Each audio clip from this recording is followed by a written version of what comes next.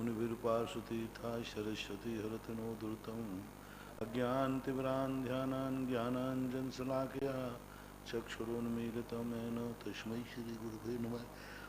परम गुरुवे नमः। परम्पराचार्य गुरुभ्यो नमः।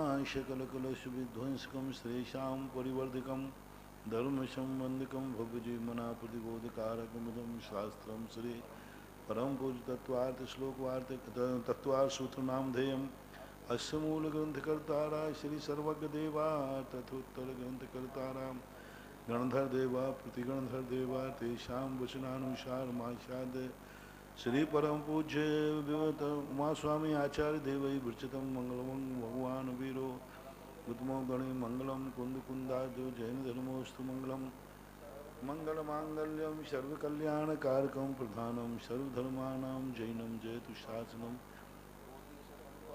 चेविकोटो लक्षान् शीतिकानि चेवो पंचाशदष्टौ च सहस्र संख्या में हरिहंत भाष्यतम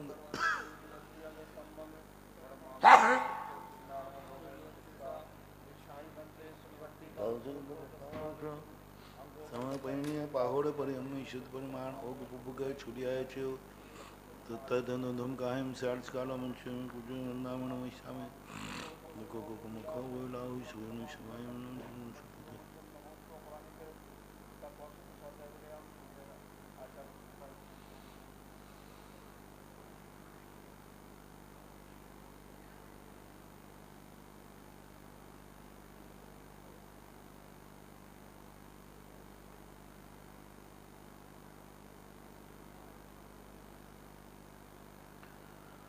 सुतजलधि पारिकेभ्यः शुभरमते भावना बडुमतेभ्यः सुचरितपूर्णदेभ्यो नमो गुरुभ्यो गुणगुरुभ्यः छत्तीस गुणसमग्रे पंचव्याचारकरणसन्दर्शे शिष्यानुग्रहकुशले धम्मायिरे तथा वन्दे गुरुभक्तिसंयमेन तरन्ति संसारसागरं घोरं छिन्नन्ति अट्टकं मम जन्मं मरणं न पावयन्ति ये नित्यं व्रतमन्त्रहोम निरता ध्यानाग्निहोत्राकुला षट्कर्मावृतास्तपोधनधना साधु क्रिया साधु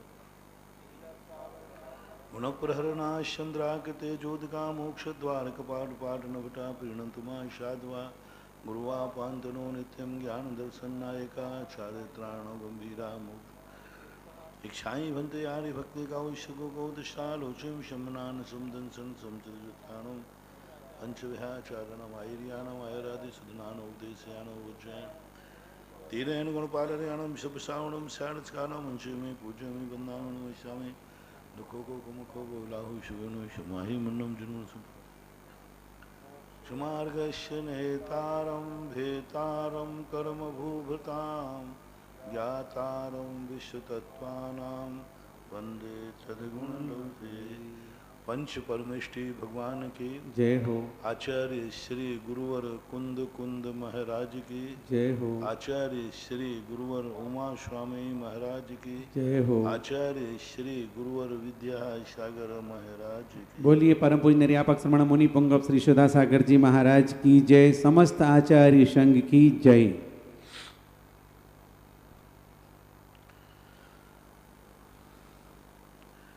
सम्यक दर्शन की जो विषय वस्तु है उस विषय वस्तु में यह बात को यहाँ पर पूज्य उमा स्वामी बात को प्रदर्शित कर रहे हैं कि तुम दुनिया को छोड़ने का मन बना चुके हो तो दुनिया को समझे बिना दुनिया को मत छोड़ो। जब तुम मोक्ष जाने का मन बना चुके हो तो मोक्ष जाने में कितने चीज़ें बाधक हैं इनको समझे बिना तुम मोक्ष नहीं प्राप्त कर पाओ। क्योंकि जहाँ से हम छोड़ के जाते हैं उस चीज़ को अच्छी तरह समझना जरूर चाहिए, अन्यथा छोड़ने के बाद फिर तुम पुनः लौट के आओगे। छोड़ने के बाद तुम्हें उसकी याद सताएगी। छोड़ने के बाद तुम्हें बाद में लगेगा कि मैंने बहुत अच्छी वस्तु छोड़ दी। कई बार ऐसा होता है कि व्यक्ति को छोड़ने के बाद छूटी हुई वस्तु की स्मृति आती है, क्योंकि उससे वह परिचित नहीं हो पाया और छोड़ गया किसी के कहने पर, किसी के बहकाने पर, किसी के लोभ से, किसी के भय से। तो परिणाम ये निकला कि जब उसको थोड़ी सी स्थिति बनी तो उसे अतीत की याद सताने लग जाती है। इसी को बोलते हैं मन से भ्रष्ट, काया से भ्रष्ट, धर्म से भ्रष्ट। इसलिए उमा स्वामी महाराज इस बात से कहना चाहते हैं कि तुम जिसको छोड़ के जा रहे हो उसको अच्छी तरह समझ लो। एक दिन लेट जाना मोक्ष में, लेकिन समझ के जाओ। एक दिन बाद बनना मुनि हो, पहले समझ लो। एक दिन बाद त्यागी बन जाना, पहले जो त्याग रहे हो वो समझ लो, अन्यथा लौटोगे। घर को समझे बिना मंदिर चले जाते, इसलिए मंदिर से लौट आते। घर को समझ नहीं पा रहे। इसलिए जीव अजीब तत्वों के बीच में ये दो तत्व ऐसे हैं कि इनमें पुद्गल और जीव का एक ऐसा विरोधाभास है। संसार अवस्था में दोनों एक दूसरे का शोषण करते हैं। संसार में जीव पुद्गल को जितना शोषण करना चाहता है, जितना उपयोग करना चाहता है, करने का सोचता है। पुद्गल के बल पर अपना सुख भोगता है, पुद्गल के बल पर अपनी सत्ता स्थापित करता है, पुद्गल को पाकर के अपने आप में इतराता है। सब कुछ पुद्गल का है। संसार दशा में जो कुछ भी अपने पास है सब पुद्गल का है। हंसता हूँ तो पुद्गल के बल पर, रोता हूँ तो पुद्गल के बल पर, जीता हूँ तो पुद्गल के बल पर, बोलता हूँ तो पुद्गल के बल पर, देखता हूँ तो पुद्गल के बल। जो कुछ भी हमारे जीवन में है आज, सब पुद्गल के बल पे। हम पुद्गल का यूज कर रहे हैं। उधर पुद्गल कहता है कि तुम मुझे यूज करोगे, मैं तुम्हें सुखी नहीं रहने दूंगा। तुम मेरा उपयोग करोगे, मैं तुम्हारा भी उपयोग करूंगा। तुम मुझे बांधोगे, मैं तुम्हें बांधूंगा। सीधी बात। तुम मुझे बांधोगे, मैं तुम्हें बांधूंगा। तुम मेरी आज़ादी नष्ट करोगे, मैं तुम्हारी आज़ादी नष्ट करूंगा। तुम मुझे स्वभाव में नहीं रहने दोगे, मैं तुम्हें स्वभाव में नहीं रहने दूंगा। ये पुद्गल और बीज का संघर्ष, एक दूसरे को शोषण करने की बात, एक दूसरे को यूज करने की वाली बात के बीच में क्या होता है ऐसा जो पुद्गल हमारा सब कुछ बिगाड़ देता है? क्या होता है कि हम जीव होकर के भी पुद्गल के आश्रित हो जाते हैं? ऐसा क्या है जो पुद्गल होकर के मेरे कार्य करता है, मुझे सुख देता है, मुझे दुख देता है? वो पुद्गल है। और ऐसा क्या है जो मैं जीव होकर के पुद्गल के अधीन होकर कार्य करता हूँ? तो इन दो बीचों के संघर्ष में एक आता है आश्रव तत्व। आश्रव नाम की कोई चीज नहीं है, आश्रम नाम की कोई वस्तु नहीं है। मात पुद्गल का जीव के पास आना और जीव का पुद्गल की तरफ दृष्टिपात करना। आज प्रातः काल कहा था ना, गेय की तरफ जब ज्ञान जाने लग जाता है तो ज्ञान गेय हमारी तरफ आने लग जाता है। इसे मोह बोलते हैं, आकर्षण होता है। जब हम किसी को चाहते हैं, आकर्षित होते हैं, तो वो भी हमसे भी आकर्षित होता है। अच्छी दृष्टि से हम आकर्षित होते हैं तो वो हमारे पास आकर हमारा अच्छा करता है, और यदि हम बुरी दृष्टि से होते हैं तो वो भी हमारा बुरा करता है। दोनों चीजें देखो। पुद्गल से जब कोई जीव अच्छी दृष्टि से आकर्षित होता है, अच्छे भाव से आकर्षित होता है, कोई सोचता है कि इस पत्थर की मैं मूर्ति बनाऊंगा, तो वो पुद्गल भी कहता है मैं भी तुझे भगवान का दर्शन कराऊंगा। तुम मेरा भगवान की मूर्ति बनाएगा, मैं तुझे भगवान का दर्शन कराऊंगा। और एक व्यक्ति कहता है कि मैं तुझे उठा करके किसी का सिर फोड़ूंगा, तो पत्थर भी कहता है कि तुम्हारा सिर भी इसी पत्थर से फूटेगा। पुद्गल में भी एक बहुत बड़ा है, टिट फॉर टैट। जैसा हम पुद्गल के प्रति सोचते हैं, सृष्टि के प्रति सोचते हैं, सृष्टि ठीक वैसा ही अपने प्रति सोचती है, ठीक वैसा ही। हम सृष्टि का अच्छा सोचेंगे, सृष्टि हमारा अच्छा करेगी। हम सृष्टि का बुरा सोचेंगे, सृष्टि हमारा बुरा करेगी। इस प्रकार से ये आश्रव तत्व की कुछ विशेषताएं जो इस संसार में जीव और पुद्गल का एक संघर्ष है। जीव पुद्गल को बांधना चाहता है, पुद्गल जीव को बांधना चाहता है। इसी के लिए क्यों से होता है आश्रव? कौन है जो हमारे घर में घुसता है और क्यों घुसता है? जब उसका मकान अलग है, उसकी जिंदगी अलग है, उसका स्वय चतुष्टय अलग है, सब कुछ तो उसके पास है, क्या नहीं है? द्रव्य है, गुण है, पर्याय है, स्वय क्षेत्र है, स्वय काल है, स्वय भाव है। सब कुछ तो उसके पास है, अपने गुण है उसके, स्पर्श रस गंध वर्ण गुण है, अपनी उसकी एक दुनिया है। पुद्गल की एक अपनी दुनिया है। वो अपनी दुनिया में क्यों नहीं रहता? मेरी दुनिया में इंटरफियर क्यों करता है? मेरी दुनिया में क्यों आता है ये पुद्गल बीच में आकर के?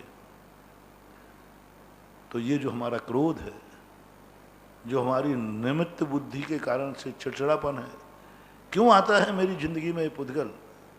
जब उसका संसार अलग, उसकी दुनिया अलग, उसके पास उत्पाद है, व्यय है, द्रव्य है, वो भी द्रव्य है, मैं भी द्रव्य हूं, दोनों अपने अपने द्रव्य शक्ति लिए बैठे हैं, फिर क्यों वो मेरी जिंदगी में आकर दखल देता है? तो आचार्य इस रहस्य को खोलते हैं कि पुद्गल को ही दूर मत दो, ये पुद्गल कभी बिना निमंत्रण के किसी के घर में नहीं जाता। हम कहते हैं कि पुद्गल क्यों मेरी जिंदगी में आता है, क्यों आते हैं ये कर्म, क्यों आता है ये नौ कर्म हमारी जिंदगी के स्वभाव में दखल देने के लिए? आचार्य कहते हैं ऐसा गलत मत कहो, ये एकांत नहीं है। वो आया है ये पक्का है, वो दखल देगा ये पक्का है, लेकिन उसके पास आमंत्रण कार्ड है, आमंत्रण कार्ड है। आमंत्रण तुमने दिए थे, ये गलती तुम्हारी है कि तुमने 2000 आमंत्रण कार्ड बांधे और रसोई से कहा हाँ 2000 तो बांधे, लेकिन 500 लोग आएंगे। ऐसा होता है? कार्ड तो हमने 2000 बांधे, लेकिन 500 लोग आएंगे। अब 2000 आ गए तो तुम्हें चिड़चिड़ा बना गया, ये आ क्यों गए 2000? अरे भाई 2000 के बाद आपका आमंत्रण कार्ड है। इसी प्रकार हम सोचते हैं, हम सुख की कामना सोच करके कभी हमारी परेशानी पड़ जाती है तो हमें चिड़चिड़ा बना देते, फिर हम भगवान से चिल्लाते हैं, हे भगवान मन माने दुख दें काऊ से ना ही डरें जी। ये कर्म मुझे मन माने दुख देते हैं, दुष्टन देव निकाल साधन को रख लीजिए, आदि आदि बातें, ये सब बातें। हे भगवान ये 2000 ना आवे, अरे वो निमंत्रण कार्ड लिए हुए थे। वो निमंत्रण कार्ड किसका है? तो पूज्यवर उमा स्वामी महाराज 6 अध्याय में काय वांग मन कर्म योगा, काय वचन और मन इनका कर्म का योग है, योग है। ये योग अर्थ द्वंद्व के अर्थ में आता है, संयोग के अर्थ में आता है। इनको योग क्यों कहते हैं? इनको योग संज्ञा, ये रूढ़ संज्ञा नहीं है, ये दो पदार्थों का संयोग मिलाते हैं। मन वचन काय का कोई काम नहीं है, कुछ भी काम नहीं, ना ये सुख देते हैं ना दुख देते, कुछ नहीं। इनका काम तो है जीव और पुद्गल के कर्मों को मिला देना। एक कुंडली मिलाने वाले बामन है, बामन कुछ नहीं करता, वो कहता हम तुम्हारी दोनों की कुंडली मिला देते। ये योग कुछ नहीं करते, हमें मन से सुखी दुखी नहीं हूं, मन के माध्यम ने जो मिलाया है। ब्राह्मण कुंडली मिलाता है, ब्राह्मण ना दुख देता है ना सुख देता है, जिससे तुम्हारी कुंडली मिली है वे सुख दुख के कारण। इसी प्रकार मन वचन का योग ना सुख देते हैं ना दुख देते हैं, लेकिन इनको योग कहते हैं। योग का अर्थ होता है दो भिन्न वस्तुओं को संयोग मिलाना, दोनों को मिलाना। तो पूज्यवर उमा स्वामी महाराज ने कहा ये मन वचन काय हैं, इनका कर्म है ये। तो ब्राह्मण कुंडली क्यों मिलाता है? ये उसका धंधा है, ये उसका कर्म है। वो तुम्हारे ऊपर उपकार नहीं कर रहा है। ये मत समझना कि ब्राह्मण तुम्हारे ऊपर उपकार कर रहा है कुंडली मिला के, नहीं, उसका तो बिजनेस है, आजीविका है, योग है, वो तो व्यापार है उसका।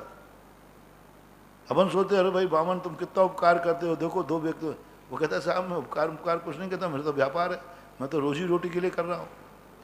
इसी प्रकार ये मन वचन काय का कर्म है। कर्म यानी 8 कर्म नहीं लेना यहाँ, कर्म यानी इनकी क्रिया, इनका धंधा, इनका व्यवसाय, इनका स्वभाव, इनकी अर्थ क्रिया। इनका स्वभाव ही बन गया है कि हम दोनों को मिलाएंगे, जीव और पुद्गल को मिलाएंगे, कभी दुखी रूप में कभी सुखी रूप में। जैसे नारद का काम होता है, ये मन वचन का है, नारद का काम करते हैं। इसलिए छठालाकार ने तो स्पष्ट 12 भावना में, पूरी 12 भावना में कहीं कर्मों को दोष नहीं दिया, पूरी 12 भावना में कहीं कर्मों को दोष नहीं दिया। थोड़ी निर्जरा भावना में जाकर के थोड़ा सा प्रसंग आता है, बाकी सबसे पहले आश्रव भावना में क्या कहते हैं? जो योगन की चपलाई ताते हुए आश्रव भाई, आश्रव दुख कार घन रे, बुद्धिवंत ये निर्भीरे। अब तुम नहीं कह सकते हो कि मन वचन काया, उनका धंधा है, व्यापार है। तुम नहीं कह सकते वामन कुंडली क्यों मिलाता है, तुम मिलवाने जाते क्यों? तुम सीधा कह दो कि मैं ब्रह्मचर्य व्रत लेता हूं, विवाह नहीं करूंगा, फिर कुंडली मिला रहे। कवन वामन कोई जबरदस्ती तो बताए। वामन ने कुंडली मिलाई सो तुमने विवाह करती है दुनिया, कि विवाह करती है सो कुंडली मिलाई है? नहीं, अब क्या करूं महाराज, मैं तो करना नहीं चाहता था, अब वामन ने कुंडली मिला दी, अब वामन कहता मैंने तो मिला दी, अब करो। ऐसा आज तक कोई दुनिया में वामन नहीं है जो पहले से कुंडली मिला के घर घर जावे। अरे भैया तुम कहाँ जा रहे हो? बोले हम तो दीक्षा नहीं ले सकते आप, क्योंकि मैंने तुम्हें कुंडली मिला दी है, तुम्हारी कुंडली फलाने से मिल रही है, अब तुम दीक्षा नहीं ले सकते क्योंकि मैंने कुंडली मिला दी। तो कह देते थे, लेकिन वो हठात तो नहीं कर रहा है, वहां तो वो उनका नियोग बता देते कि भाई तुम्हारा इससे नियोग होगा उससे, लेकिन वो भी चाह रहा है कुंडली कोई वामन मिला, वामन कुंडली मिला रहा है इसलिए शादी नहीं करना, हम शादी करना है सो वामन कुंडली मिलाता है। इसी प्रकार मन वचन काय जो योग हैं, ये कर्म को, पुद्गल को, जीव को इसलिए नहीं मिलाते कि ये कर्म है, हम इनसे मिलवाते हैं। हमें कुछ करना है तो हम इनको कहते भाई मेरी कुंडली मिलाओ, विवाह करना है। इसी प्रकार से इनको कहा मनः कर्म मनः कर्म योगा, वांग माय मना कर्म योगा, यानी काय वांग और मन इनके ये कर्म हैं, और जो इनकी क्रिया है वही योग है। क्या परिभाषा बनी? मन वचन काय का जो कर्म है, क्रिया है, अर्थ क्रिया है, जो उनका व्यापार है, व्यवसाय है, वही योग कहलाता है। स आश्रवा, वही आश्रव है। देखो स आश्रव बहुत बड़ी बात कही है। आश्रव को, मन वचन काय को आश्रव कह दिया। कारण में कार्य, कार्य में कारण का, कारण में कार्य का उपचार कर दिया। बस ये अध्यात्म की शैली थी। हालांकि ये जो परिणाम पुद्गल के निमित्त से हुए वे पौद्गलिक हैं, गुणस्थान पौद्गलिक हैं क्योंकि पुद्गल के निमित्त से होते हैं, राग द्वेष आदि पौद्गलिक हैं क्योंकि पुद्गल के निमित्त से होते हैं। सारे भावों को उन्होंने पुद्गल के निमित्त से कह दिया। जिसके निमित्त से उत्पन्न होता है वो वही कहलाता है। जैसे आपके व्यवहार में देखा जाता है, जन्म देती है माँ बेटे को, 9 महीने माँ पालती है, सब कुछ करती है, लेकिन वो बेटे पर गोत्र माँ का चलता है कि पिता का? पिता का। क्यों? किसके निमित्त से उत्पन्न हुआ, किसने पैदा किया इसका महत्व नहीं है, किसके द्वारा पैदा हुआ उसका महत्व है। कर्म सिद्धांत की सबसे बड़ी विशेषता जानना मानव, यहाँ निमित्त की प्रधानता होती है, और अध्यात्म ग्रंथों में उपादान की प्रधानता होती है। अध्यात्म ग्रंथों में कहता है कि इसके शरीर में जो कुछ भी है सब माँ का अंश है, माँ का भोजन है, माँ ने पाला है, माँ भोजन कराती है, सब कराती है। लेकिन सिद्धांत ग्रंथ कहते हैं, कर्म सिद्धांत कहते हैं, इसमें निमित्त कौन है? जिस निमित्त से कार्य हुआ है यह कार्य उसी का है। परिश्रम किसने किया, मेहनत किसने की, ये महत्वपूर्ण नहीं है।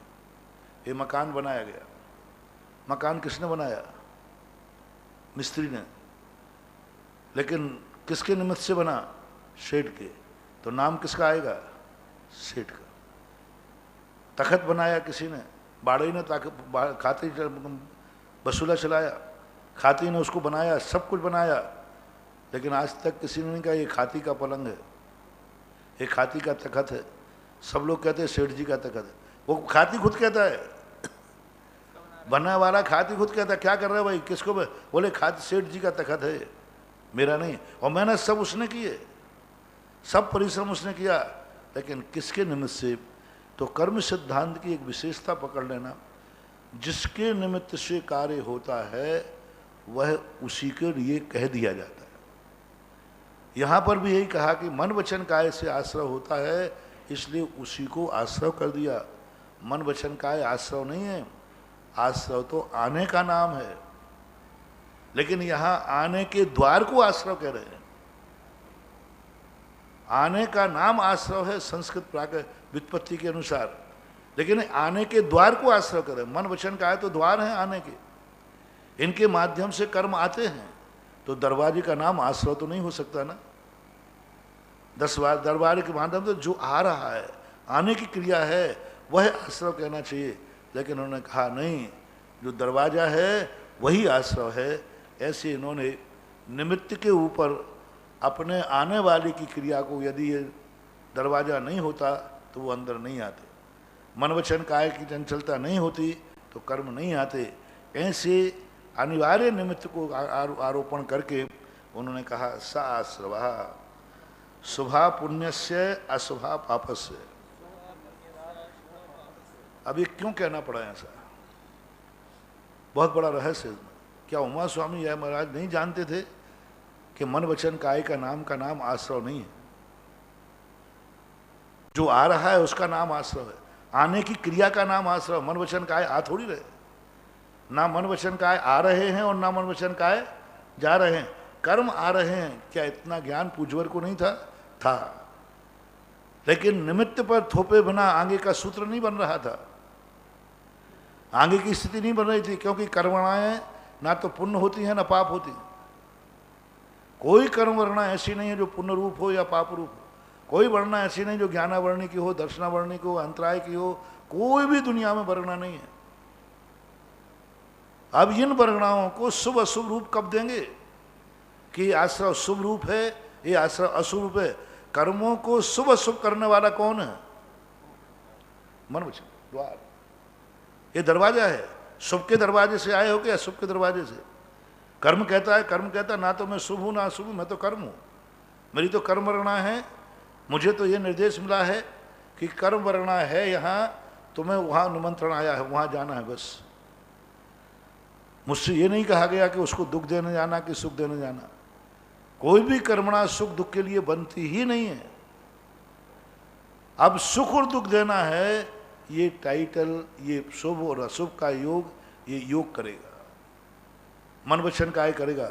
अब मन वचन काय कहता है मैं शुभ हूं तो तुम्हें जाके शुभ में जाना है, मैं अशुभ हूं तो तुम्हें अशुभ में बनना है। देखो कैसी बात।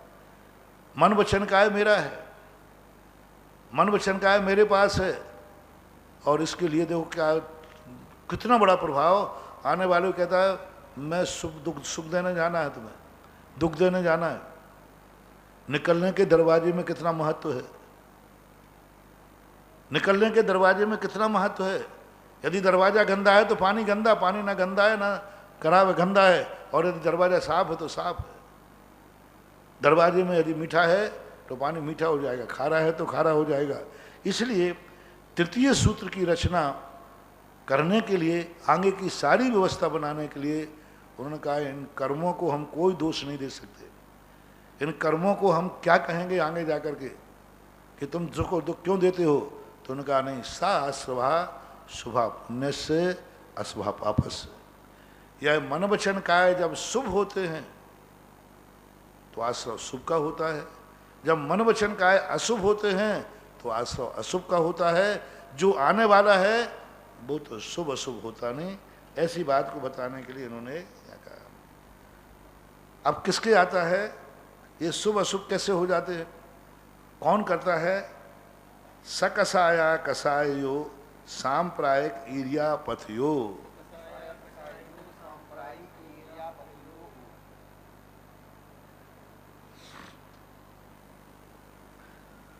आने के दो तरीके हैं, एक सांप्रायिक रूप में और एक क्रियापथ रूप में। सांप्रायिक आश्रव कैसे कहते हैं? सकसाय।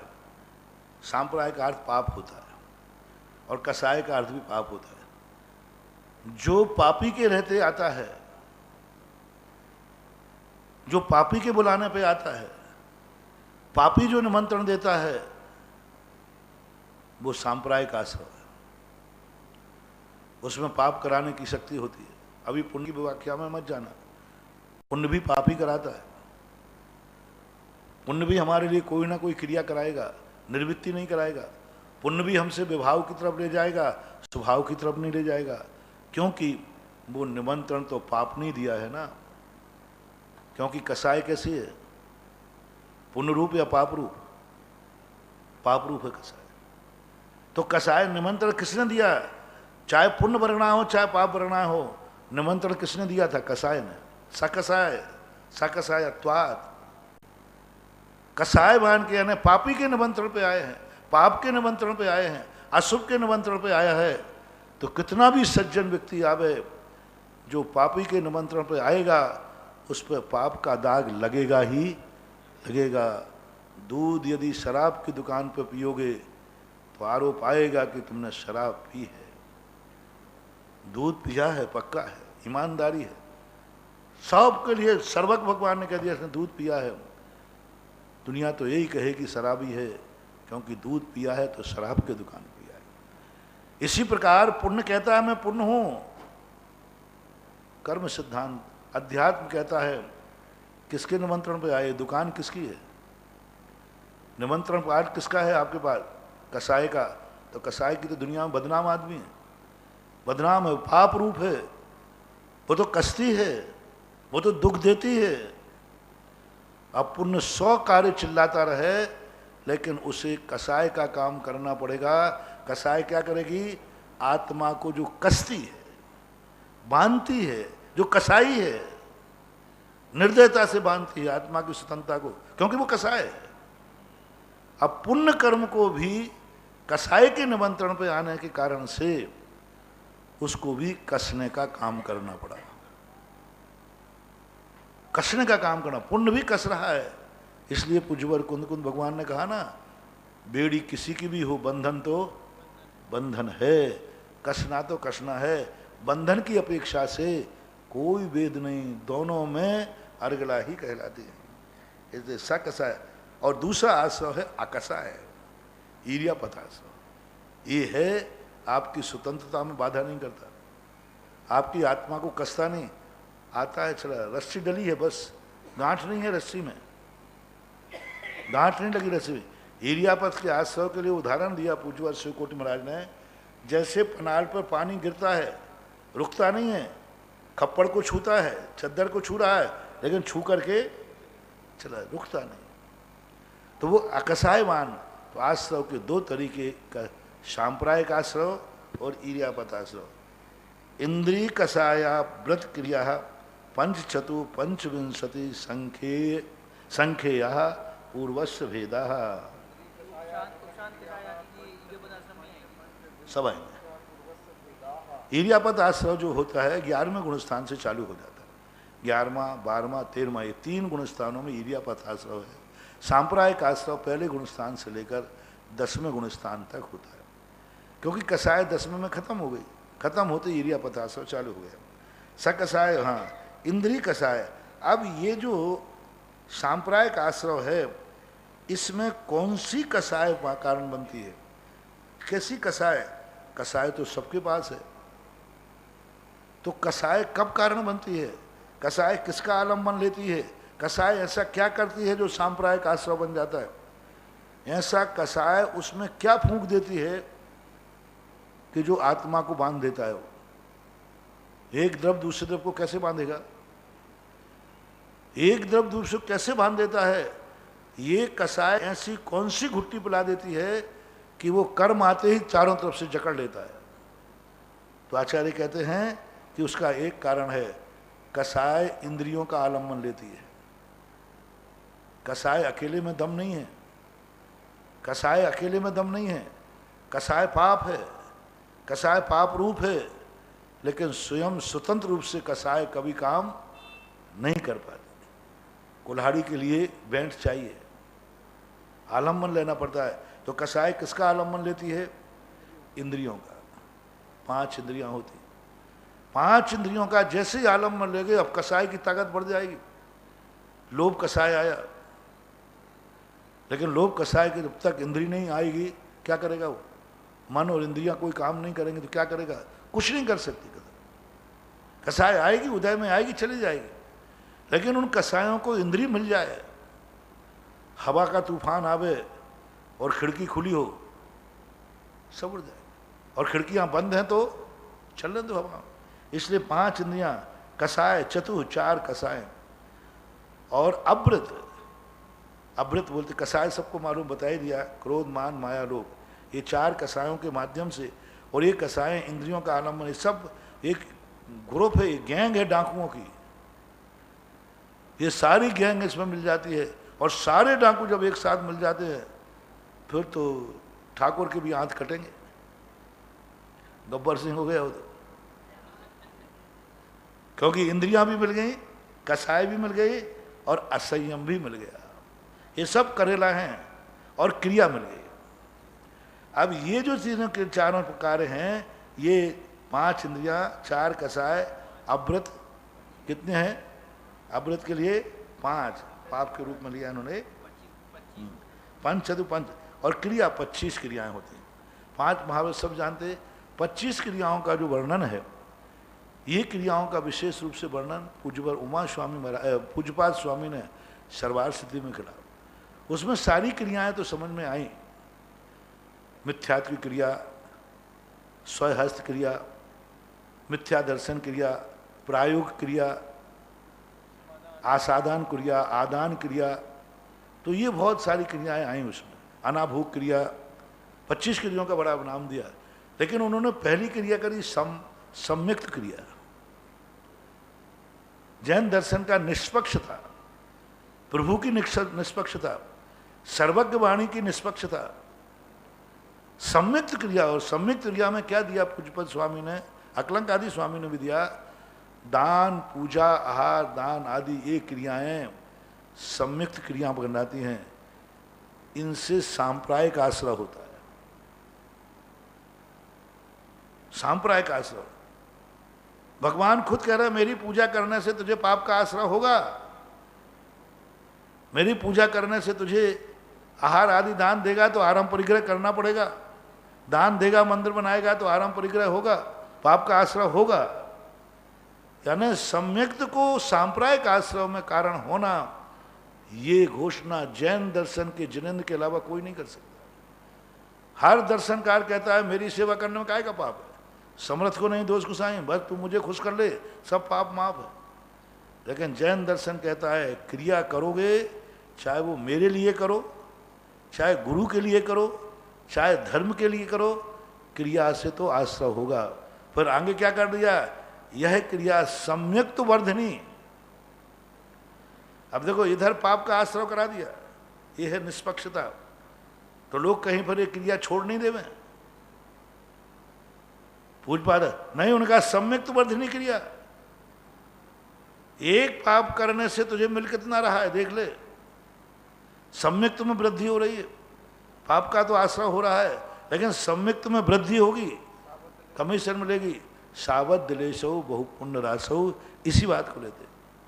जब आपके लिए कहा जाए बहुत लाभ हो,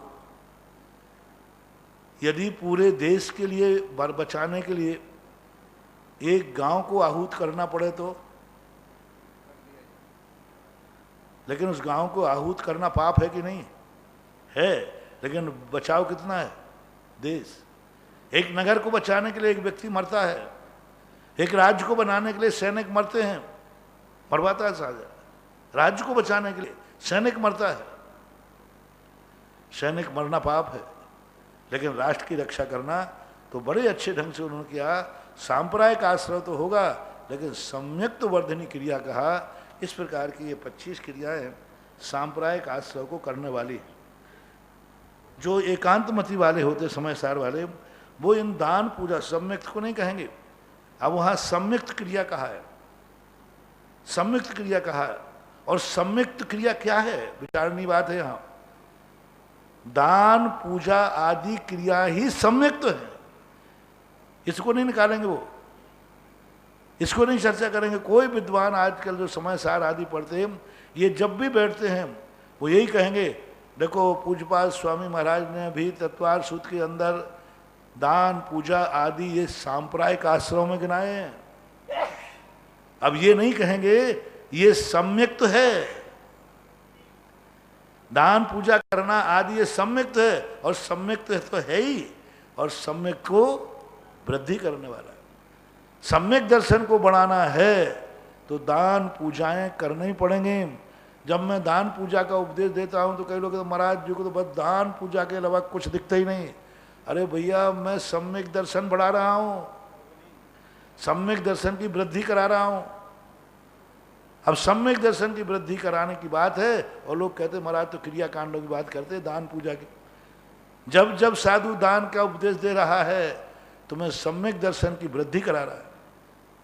जैसे तुम्हारा धर्म वृद्धि का कारण बनता है उपदेश में, ऐसे ही मोक्ष मार्ग का सम्यक दर्शन, जितना जितना तुम दान दोगे सम्यक दर्शन बढ़ेगा, जितनी जितनी तुम पूजा करोगे सम्यक दर्शन बढ़ेगा। ऐसा तीव्र मंद ज्ञाता ज्ञात भावाधिकरण वीर्य विशेषेभ्यस तद विशेषा।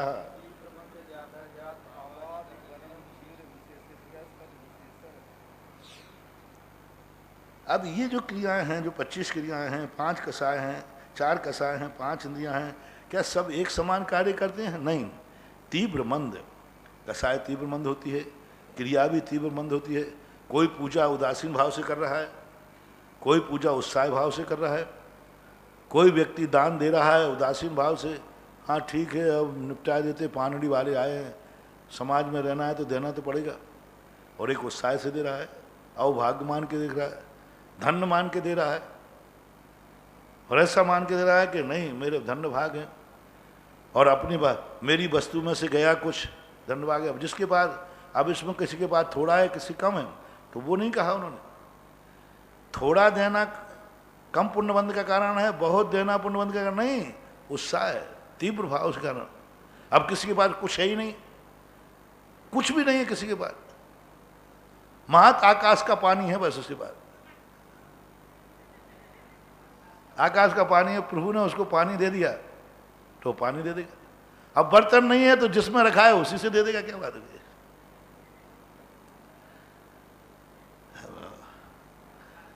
तब ये भी एक दान कहलाएगा, ऐसी बात नहीं है, जो है। अब बरसात का पानी है उसकी बात है, बस ठीक है। अब दूसरे मांग की चीज कहाँ से मांग कर देना कोई दान नहीं कहलाता, अपना पानी है ठीक है, क्या बात है।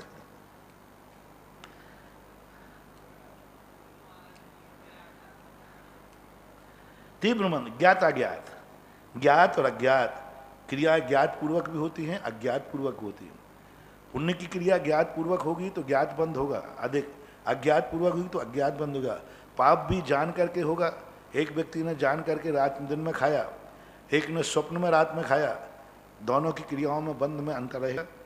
भावाधिकरण और भाव, सबके भाव में तीव्रता मनता होती है। अधिकरण, अधिकरण का भी फर्क पड़ता है। वही पाप वही क्रिया आपने किस स्थान पे की है, क्रिया एक ही है। वही भोजन आपने मंदिर में किया है वेदी के सामने बैठकर, वही शुद्ध भोजन आपने घर में किया है, दोनों में अंतर आ गया। वही परिणाम, अधिकरण बदल गया। वही पाप वही कार्य तुमने किस स्थान पर किया, इस स्थान का बड़ा प्रभाव पड़ता है। हर कार्य हर स्थान पर नहीं किया जाता। वास्तु भी यही कहता है, और पूज्यवर उमा स्वामी महाराज जैन दर्शन भी ये कह रहा है, क्षेत्र का प्रभाव पड़ता है। क्रिया भली एक सी हो, लेकिन उसने किस क्षेत्र में की है, वीर्य शक्ति विशेष, उसने बड़ी शक्ति से साथ किया है। थप्पड़ तो मारा है लेकिन बड़ी शक्ति से मारा, दांत हाथ में आ गए। दूसरे ने भी मारा तो मात उंगली उछल पड़े, तो शक्ति का भी प्रभाव पड़ता है।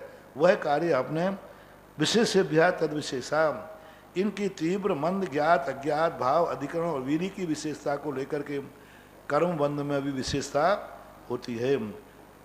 अब ये विषय बहुत बड़े तगड़े विषय हैं, बहुत अच्छे उपदेश के विषय हैं।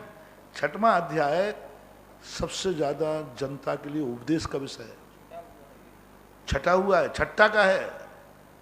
6वां अध्याय सारे जनमानस के लिए सदा उपदेश के योग्य है। किसी प्रवचनकार को कुछ भी नहीं आता हो, कुछ भी नहीं देना है, वो 6ठा अध्याय पढ़ना सीख ले और 6ठा अध्याय का उपदेश दे दे, श्रावकों का कल्याण हो जाएगा। क्योंकि 6ठे अध्याय में सब कुछ भरा है जो संसारी प्राणी करता है। अधिकरणम जीवा जीवा, अधिकरण कितने होते हैं, जीव भी है और अजीव भी है। हमने आज या कल सुबह कभी कहा था कि जीवा जीवाधिकरण, तो ये अधिकरण जो है, कल कहा था शायद दोपहर में, परस्परोपग्रो जीवा नाम की कुंजी है। कि जीवा जीवाधिकरण कर्म बंध के लिए अजीव का भी कारण बनता है। अब चश्मा टूट गया, गिर गया, अब लोग चश्मा के कारण से हमारे परिणाम में क्लेश हो गया, कोई ले गया, दूसरे का चश्मा, हमें नियत खराब हो गई, अपुद्गल है, चढ़ है। लेकिन राग द्वेष में अधिकरण क्या बन गया? अधिकरण का अर्थ है ना आधार, निमित्त। ये चश्मा जड़ है, लेकिन जड़ ने तलवारें चला दी। एक सोने का सिक्का डला है, मोहर डली है, वो जड़ है, लेकिन दो व्यक्ति उसके निमित्त से लड़ पड़े। तो ये अधिकरण कहलाता है।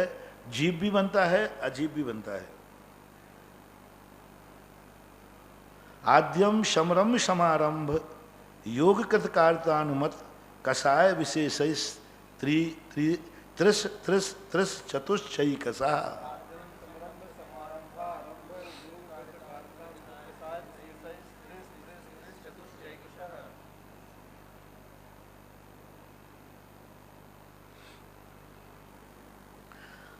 आद्यम, आद्यम यानी जो पहला। अब इस सूत्र को किससे लगाना? प्रत्याशक्ति लगाओ। ना तो इस सूत्र को मन वचन काय से लगाना, ना कसायों से, ना इंद्रियों से, ना क्रिया से। अब इसकी प्रत्याशक्ति है अधिकरणम जीवा जीवा। अधिकरण दो हैं, पहला जीव अधिकरण है आद्यम, पहला जीव अधिकरण कैसे बनता है अपने कारण में? समरंभ, समारंभ और आरंभ। ये समरंभ समारंभ कौन करेगा? पुद्गल। किसी कार्य की प्लानिंग कौन बनाएगा? जीव। समरंभ समारंभ, उन कार्य को करने की सामग्री कौन जुटाएगा? जीव। आरंभ, उस कार्य को कौन आरंभ करेगा? जीव। योग मन वचन काय अपन जानते हैं। कृत कार्य अनुमति, कृत कार्य अनुमोदना पुद्गल नहीं करेगा, जीव ही करेगा। जीव ही किसी कार्य को करने का मन बनाएगा, दूसरे से कराएगा अनुमति। कसाय विशेष, और कसाय की अपेक्षा से त्रि यानी एक जो है योग तीन है, त्रि चतुष्कही। हाँ, कृत कार्य अनुमोदना तीन हो गए और कसाय चार हो गए। ये एक एक के भेद जानना चाहिए। समरम समारंभ तीन, योग तीन, कृत कार्य अनुमोदन तीन और कसाय, इनका परस्पर गुणा करने पर ये 108 आश्रव के द्वार बन जाते हैं। ये जीव का निमित्त को लेकर के हैं, ये जीव अधिकरण है। निर्वर्तना निक्षेप संयोग निसर्गा द्वि चतुर द्वि त्रिभेदा परम। इस प्रकार से अजीव अधिकरण दूसरा जो है, परम शब्द का प्रयोग किया है ना, दूसरा अजीव अधिकरण। निर्वर्तना, निर्वर्तना दो प्रकार की होती है, मूल गुण निर्वर्तना, उत्तर गुण निर्वर्तना, लेकिन है वो अजीब में। मूल गुण निर्वर्तना किसे कहते हैं? जो पुद्गल क्रिया जीव के काम आती है, जैसे शरीर, मन, वचन, आन पान, ये मूल गुण निर्वर्तना कहलाती है। अपन श्वास ले रहे हैं, श्वास पुद्गलक है, लेकिन हमारे काम आती है। शरीर, वचन, मन, ये सब पुद्गल होकर के भी जीव की निकटता है ना, जीव का ये सहयोग करते हैं, इसलिए को मूल गुण निर्वर्तना बोलते हैं। इनसे जीव प्रभावित होता है। उत्तर गुण निर्वर्तना किसे कहते हैं? चित्र आदि बनाना, मूर्ति बनाना, लकड़ी के काष्ठ बनाना, चित्र बनाना, ये पांडाल बनाना, ये उत्तर गुण निर्वर्तना है। ये चश्मा बनाना, पाटा बनाना, ये सब किताब बनाना, ये सब जितने भी हैं जिसका संबंध जीव से प्रत्यक्ष रूप से नहीं रहता, स्पष्ट रूप से अलग देखने में आ रहा है, स्पष्ट रूप से, उसको बोलते उत्तर गुण निर्वर्तना। इनके बिना जीव का काम चल जाता है। जैसे हमारे यहाँ मूल गुण उत्तर गुण होते ना, कि उत्तर गुण नहीं पालोगे तो भी मुनि बने रहोगे, लेकिन मूल गुण नहीं पालोगे तो मुनि नहीं रहोगे। इसी प्रकार मूल गुणों की निर्वर्तना क्या है? यदि हमें श्वास नहीं मिलेगी तो हम जिंदा नहीं रहेंगे, ये मूल है। हमें शरीर नहीं मिलेगा तो हम जिंदा नहीं रहेंगे, हमारा मन विक्षिप्त हो गया तो हम कुछ सोच नहीं पाएंगे। तो ये मूल गुण निर्वर्तना कहलाती है। और उत्तर गुण निर्वर्तना में चित्र आदि बनाना। निक्षेप, निक्षेप के संबंध में अब सपन को मालूम है, निक्षेप आना कैसा निक्षेप किया आपने? अधिकरण में वस्तु को उठाकर आपने दुष्टता के साथ रख दिया, बिना देखे रख दिया, सहसा रख दिया, पटक के रख दिया, यूं रख दिया और कुछ देखा ही किया नहीं, अनाभोग, अनादर कर दिया उसका, तो ये निक्षेप कहलाते हैं। किसी भी वस्तु को उठाना आपने कितने तरीके से उठाया है, असावधानी से उठाया या सावधानी से उठाया, परिमार्जित करके उठाया या बिना परिमार्जन के उठाया, दुष्परिमार्जन के साथ उठाया, तो ये 4 निक्षेप कहलाते हैं। तो 4 निक्षेप में क्या, बिना देखे उठाना, सहसा उठाना और उसको अनादर के साथ पटक देना, इस प्रकार से जो किया जाते हैं, कोई भी वस्तु हो, जिस वस्तु को हो, वे सब पौद्गलिक वस्तु कहलाते हैं। संयोग कहलाते हैं। संयोग 2 प्रकार के होते हैं, एक संयोग उपकरण संयोग और एक भोजन संयोग। उपकरण संयोग क्या कहलाते हैं, उपकरण में सब आ जाएगा, जो जो वस्तुएं हमारे काम आती हैं हमने संयोग करके किया। संयोग करके, जैसे आपने कोई भी मान लो तेल लगाया, तो आपने कई तेल मिला करके लगाया, तो ये उत्तरगण निर्वर्तना है। कोई भी चीज़ को आपने उपकरण मिला दिया, आपका उपकारी था, तो आपने चश्मा बनाया उपकरण को। अब इसमें कहा नहीं, डंडी तो हमारी पीली होना चाहिए, ये हमारा लाल होना चाहिए, ये हमारा गोल होना चाहिए, ये होना, ये उत्तरगण निर्वर्तना है। उपकरण में आपने संयोग कर लिया, एक चीज़ नहीं की आपने, डंडी में अलग संयोग करा दिया, आपने ये करा दिया। इसी प्रकार किताब आपने बनाई, नहीं किताब की हमारा पुट्ठा ऐसा होना चाहिए, धागे की बाइंडिंग होना चाहिए, कागज़ ये होना चाहिए, ये कागज़ नहीं चलेगा, ये सब उत्तरगुण निर्वर्तना है। आपने घड़ी देखी, आप कपड़ा देखने गए, तो कपड़े में आपने कहा कि नहीं साहब ऐसा नहीं बनाना, ये कलर ऐसा लगाना, कलर ऐसा करना, ये ऐसा करना, ये सब उपकरण संयोग कहलाता है। ये राग के कारण है, राग के कारण है। आपने ये क्यों कहा कि हमारी डंडी सोने की होना चाहिए? क्यों भाई, सामान्य स्टील की डंडी से क्या नहीं लग रहा है? आपके राग की विशेषता दिख रही है, क्योंकि आपने कहा सोने की चाहिए, तो ये अजीब अधिकरण हो गया, निर्वर्तना हो गई हमारे लिए। भाई इस चश्मा से नहीं, हमें तो गोल तरीका चाहिए। हाँ, तो ये राग की वृद्धि बढ़ रही है। अजीब अजीब में चाह रहे आप स्वयं गोल नहीं हो रहे हैं, आप चश्मा कह रहे हैं कि हमारे लिए काला चाहिए, ब्लैक चाहिए, डंडी सोने। तो अब ये राग की वृद्धि इसमें हो रही है, और ये अपने जीवन में होता है, हम लोगों में भी हो जाए ऐसे। ये मत समझना कि सब कुछ तुम्हारे में तुम्हें कम है, हम लोग पिछी में करते। देखो भाई, डंडी ठीक से बनाना, गोल बनाना, देखो दे डंडी मत लगाना, थोड़ा गोल लगाना। हाँ, गांठ नहीं आना चाहिए। देखो भाई, गांठ नहीं आना चाहिए। देखो आप ये जब लगवाओ ना, तो देखो जिसके पास जितना है उतना में, तो लेकिन कर रहा है, उपकरण में कर रहा है। पंख देखो भाई, पंख इस प्रकार से करना, कमंडल में देखो भाई थोड़ा सा, अब वो देखो जो है सो है, महावीर की जय आता है। राग भाव साल भर चलाना है एक परिणाम, तो उतना कम बंद होगा। यदि हमारा भाव ये आ गया कि साल भर चलाना है, इसलिए तो कम बंद होगा, लेकिन होगा। और यदि हमारे सुंदरता की दृष्टि से आया तो कि नहीं, थोड़ा तो राग बन ज़्यादा होगा। किताब को अपन इसलिए कह रहे हैं कि भाई अच्छा पुट्ठा चलाए, जैसे ज़्यादा चल जाए, और एक इसलिए नहीं, अच्छी लगना चाहिए। तो ये उत्तर गुण निर्वर्तना आप लोग भी हर कार्य में करते हैं। चौकी है, पाटा है, आसन है, घर है, मकान, एलिवेशन, बाहर का एलिवेशन, उत्तर गुण निर्वर्तना, बाहर का एलिवेशन रहना चाहिए। आप गाड़ी खरीदते हो, कौन से कलर की गाड़ी, सब एक कंपनी की गाड़ी है, लेकिन आपका मॉडल, आपका कलर, तो ये सब चीज़ें जो हैं आज सब हमारे राग भाव को बताती हैं। पंडित जी थे बनारस, बंसीधर जी, वो कहते थे तो सम्यक दृष्टि तो वही है जो दुकान पे जाएगा, वो कहे भैया कपड़ा दे दो, अच्छा हो, मजबूत हो, ठीक हो, वो कलर मैचिंग नहीं करेगा। मजबूती तो इसलिए देगा क्योंकि बार बार लेने की हिम्मत नहीं है, सब शरीर को ढकने करेगा, लेकिन वो मैचिंग नहीं करेगा। ये कलर दो, ये कलर दे दो, ये कलर कर रहा है, पर्याय दृष्टि है, वो सम्य दृष्टि नहीं हो सकता। बंसीधर जी का मानना था, वो कर ही नहीं सकता। वो तो बस शरीर ढके रहा, ये पक्का है, उसकी शक्ति नहीं है, लेकिन बस वो पैसा बता देगा, ये पैसा है भैया, इतने में अच्छा जो कपड़ा है वो दे दो। वो कपड़ा धोएगा लेकिन प्रेस नहीं करेगा। वो कहते कपड़े पर प्रेस कर रहा है मिथ्या दृष्टि, कपड़े में टिनोपाल दे रहा है मिथ्या दृष्टि। कपड़ा साफ जरूर लगेगा क्योंकि हिंसा का दोष लगेगा, लेकिन कपड़े को प्रेस नहीं करेगा वो। उनका ऐसा मानना था। हालांकि इतना टाइट करना ठीक नहीं, अभिनय सम्य दृष्टि को, बेचारा मर जाएगा। हाँ, चला देता, चल जाएगा, कोई बात नहीं, बाद में माफी मांग लेगा तो चल जाएगा। तो इस प्रकार के ये संयोग, भक्तपान संयोग, मिला के खाना, ये सामान मिला के खाना अच्छे ऐसे प्रकार, ठंडे में गर्म। निसर्ग निसर्ग कहलाता है मन से, वचन से, काय से, आदि से निसर्ग होता है। निसर्ग का अर्थ होता है एक प्रकार त्याग करना। द्वि चतुर्द्वि त्रिभेदा, तो निर्वर्तना 2 प्रकार की, निक्षेप 4 प्रकार के, संयोग 2 प्रकार का और निसर्ग भी 3 प्रकार का मन वचन काय से। तत्प्रदोष निन्नो माश्चर्यांतराय साधनोपघात ज्ञान दर्शना वर्णयो।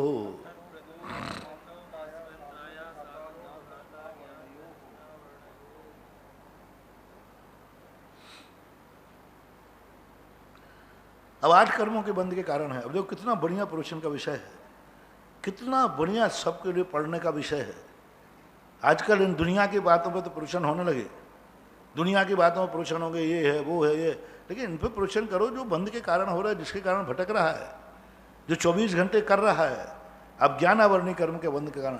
अब कोई लोग कहते हैं महाराज जी हमारा ज्ञान कमजोर क्यों है, हम पढ़ते हैं तो भी हमें याद नहीं होता, आप इतना समझाते हैं तो भी समझ में नहीं आता। लो जी पूज्यवर उमा स्वामी महाराज कहते हैं कैसे ज्ञानावरणी, तत्प्रदोष, दूसरों में दोष निकालना। दोष नहीं है लेकिन इसको कैसे गिराऊं, इसके प्रवचन की तो खूब प्रशंसा हो रही है। अब उसमें आपने सुना नहीं, प्रशंसा कर रहे हो, तुमने सुना प्रवचन में उन्होंने ये कहा था, बोलो ये कहना चाहिए क्या, हाँ नहीं कहना चाहिए था। अब वो जो प्रवचन से प्रभावित हुआ अपन ने उसकी आलोचना करके कर दिया। आलोचना यदि हम आलोचना दृष्टि पर उतर जाए ना तो हर चीज की आलोचना हो सकती है, हर चीज की, ऐसी कोई वस्तु नहीं है। आलोचना तो करना है, कर सकता है। तो दूसरों में दोष निकालना, खास तौर से ज्ञान में दोष निकालना। हम जान रहे हैं कि ये सही है फिर दोष निकालना। दोष में दोष निकालने की बात नहीं कह रहा हूं यहां पर, हमें मालूम है, ज्ञात है कि ये सही है फिर भी हम उसको सदोष कह रहे हैं। हमें मालूम है कि उत्तर सही है फिर भी हम उसको सदोष कह रहे हैं। हमें मालूम है कि निर्दोष है लेकिन हमें तो इसको बदनाम करना है। मालूम है, ज्ञान में है कि नहीं ये कोई गलती नहीं कहलाती, लेकिन अपन को करना है तो अपन को कहना है तो कहना है। जैसे राजनेता लोग होते हैं, दूसरी पार्टी ने काम किया अपन को गलत सिद्ध करना है, ऐसे ही अपना मन भी कोई कम राजनीतिक थोड़ी है। जब दूसरे के विरोध में उतर आता है तो अच्छी अच्छी चीजें भी सब सदोष में डाल देता है, वो उसका वीक पॉइंट देखता है हमेशा, नकारात्मक सोच। निन्नव का अर्थ होता है छुपाना। कोई भी वस्तु है, ज्ञान छुपा लेना। अब वो सामने वाला पूछ रहा है कि ये विषय कहाँ मिलेगा, अब हमें मालूम है कि विषय सर्वार स्थिति में अपन नहीं बताऊंगा, इसको फैल होने दो बेटा को। निन्नव छुपा लेना। हमें ज्ञान है, हमें पता है, लेकिन हम बता देंगे तो ये ज्ञान ही हो जाएगा और ये हमें पछाड़ देगा क्योंकि ये होशियार बहुत है। तो छुपा लेना ये भी निन्नव कहलाता है। सब आ जाएंगे, गुरु का नाम छुपा लेना। हमने पढ़ा तो किसी के शास्त्र में था, उसका नाम नहीं बोलना, क्योंकि नाम बोलेंगे तो लोग समझेंगे अरे इनको तो कुछ आता ही नहीं, ये मेरा है, मैंने लिखा है, मैंने सोचा है, मैंने चिंतन किया और शास्त्र में से लिया है, तुम्हारा पास कहाँ से आ गया। तो ऐसे भाव जब आ जाते हैं, चला करके हमें मालूम है कि शास्त्र में है। कई लोग पंक्तियां बोलते हैं, कितने लोग हैं जो दूसरों का प्रवचन पढ़ करके देते हैं, दिन भर प्रवचन पढ़ते हैं, दिन भर प्रवचन सुनते तब, लेकिन उनका एक बार भी नाम नहीं लेंगे कि यह जो मैं बात कह रहा हूं फलाने प्रवचन के। अरे एक बार तो कह दो भाई, आज मैं जो बात बोल रहा हूं ये फलाने ग्रंथ में, अरे पेपर में पढ़ी थी, किताब में पढ़ी थी, कहीं पढ़ी थी, इतना तो बोल दो, नाम तो बोल दो उसका कम से कम। दूसरे का ज्ञान लेने में कोई आपत्ति नहीं है, ले ही रहे, क्योंकि दूसरे का ज्ञान लिए बिना अपना ज्ञान बढ़ ही नहीं सकता, पक्का है। लेकिन नाम नहीं छुपाना। नाम छुपाने से हमारा ज्ञानावरणी कर्म का बंद होता है। जो हमारा ज्ञान है ये भी चला जाएगा। एक पंक्ति भी हमने कहीं से ली है, नाम बोल दो हमने फलाने ग्रंथ से ली, फलाने नीति से ली, फलाने पेपर से ली, फलाने के प्रवचन सुना है मैंने, उनके प्रवचनों में मैंने सुना। कई लोग हैं हूबहू प्रवचन दे देंगे वो, लेकिन पूरे प्रवचनों में एक बार भी उसका नाम नहीं लेंगे, जिससे वो प्रवचन सुनाए। ये बीमारी तुम लोगों में नहीं, साधुओं में भी है, मुनिराजों में भी है, आरिकाओं में भी है, क्षुल्लक क्षुल्लकों में है, और ब्रह्मचारियों में तो भरी पड़ी है। हाँ देखो, जो है सो है, महावीर की जी, हम क्या करें। ब्रह्मचारियों में तो 99% भरी पड़ी रहती है। नाम छुपाने की बात बिल्कुल नहीं, लेना चाहिए। तुम अपनी तुम बोलोगे तुम प्रमाणिक नहीं हो, लेकिन बस इतना सा कह दो, यह पंक्ति हमने फलाने के हाथ, क्या बिगड़ रहा है बता दो, क्या बिगड़ रहा है। तुम्हारे लिए तो प्रशंसा नहीं मिलेगी, लेकिन सामने वाले को तो ज्ञान और ज्यादा हो जाएगा। अपन को लगता है कि हम दूसरे का नाम ले लेंगे तो हमारी प्रेस्टीज गिर जाएगी, नहीं डबल हो जाएगी। पीएचडी के अंदर एक बहुत बड़ा सिद्धांत है, प्रिंसिपल, कोई भी तुम लिख दो, कुछ भी लिख दो, वो कुछ संदर्भ दो, संदर्भ दे दो। यदि हर चीज का संदर्भ दिया है, वो पीएचडी जल्दी पास हो जाती है। और तुमने लिखा तो सब सही है, सब कहीं गलत नहीं है, लेकिन यदि संदर्भ नहीं दिए, पीएचडी कैंसिल हो जाती। जब मैंने पीएचडी का इस रूप देखा, कोई भी बात, पहले संदर्भ आप बताओ, ये कहाँ से ले रहे हो, रेफरेंस दो, और या तुम लिखो कि ये मेरा खुद का चिंतन है, और चिंतन खुद का है, और जो वाहवा लेने आता है, देखना वहाँ कितनी बड़ी सिद्धांत है पीएचडी का वाहवा। तो पहली बात तो उन्होंने लिखा, हम जांचने वाला तुरंत देखता है कहाँ से लिया इन्होंने, फलाना संदर्भ है, बस कुछ नहीं पूछेगा। यदि तुमने संदर्भ नहीं दिया, कहाँ से लिखा, बोले मैंने खुद चिंतन से लिखा। अब वो वाहवा वाला इतना जानने वाला होता है, वो तुरंत कहता है आपने लिखा है कि फलाने लेखक की बात है, क्योंकि वो तो ज्ञानी है। तुमने कह दिया ये पंक्ति मेरी है, और वो ज्ञाता है वाहवा लेने वाला, वो तुरंत जाता नहीं, ये तो फलाने कवि की पंक्ति है, वाहवा पीएचडी कैंसिल। इतने पे कैंसिल कर दी कि आपने उस संदर्भ में जिससे लिया था उसका नाम नहीं लिखा। वाहवा सबसे बड़ी पीएचडी में ये देखा जाता है, पूरी पीएचडी वाहवा पढ़ते हैं कि इसने ईमानदारी बरती कि नहीं, संदर्भ देने वाले का नाम लिखा कि नहीं। और यही आज हमारे यहाँ पूज्यवर कह रहे हैं कि संदर्भ दो पहले, आप ये कहाँ से बोल रहे हैं, आपको ये चिंतन किसने दिया है, आपका रेफरेंस क्या है, आधार क्या है, कहाँ से आपने ये बोला। एक नाम बोल दो, आपकी इज्जत बिल्कुल नहीं गिरेगी, बिल्कुल नहीं गिरेगी, आपकी पीएचडी पास हो जाएगी, आपका प्रवचन पास हो जाएगा। प्रवचन में जितना ज्यादा उद्धरण होता है, प्रवचन उतना ही प्रमाणिक माना जाता है। जिस प्रवचन में एक भी गाथा नहीं बोलो,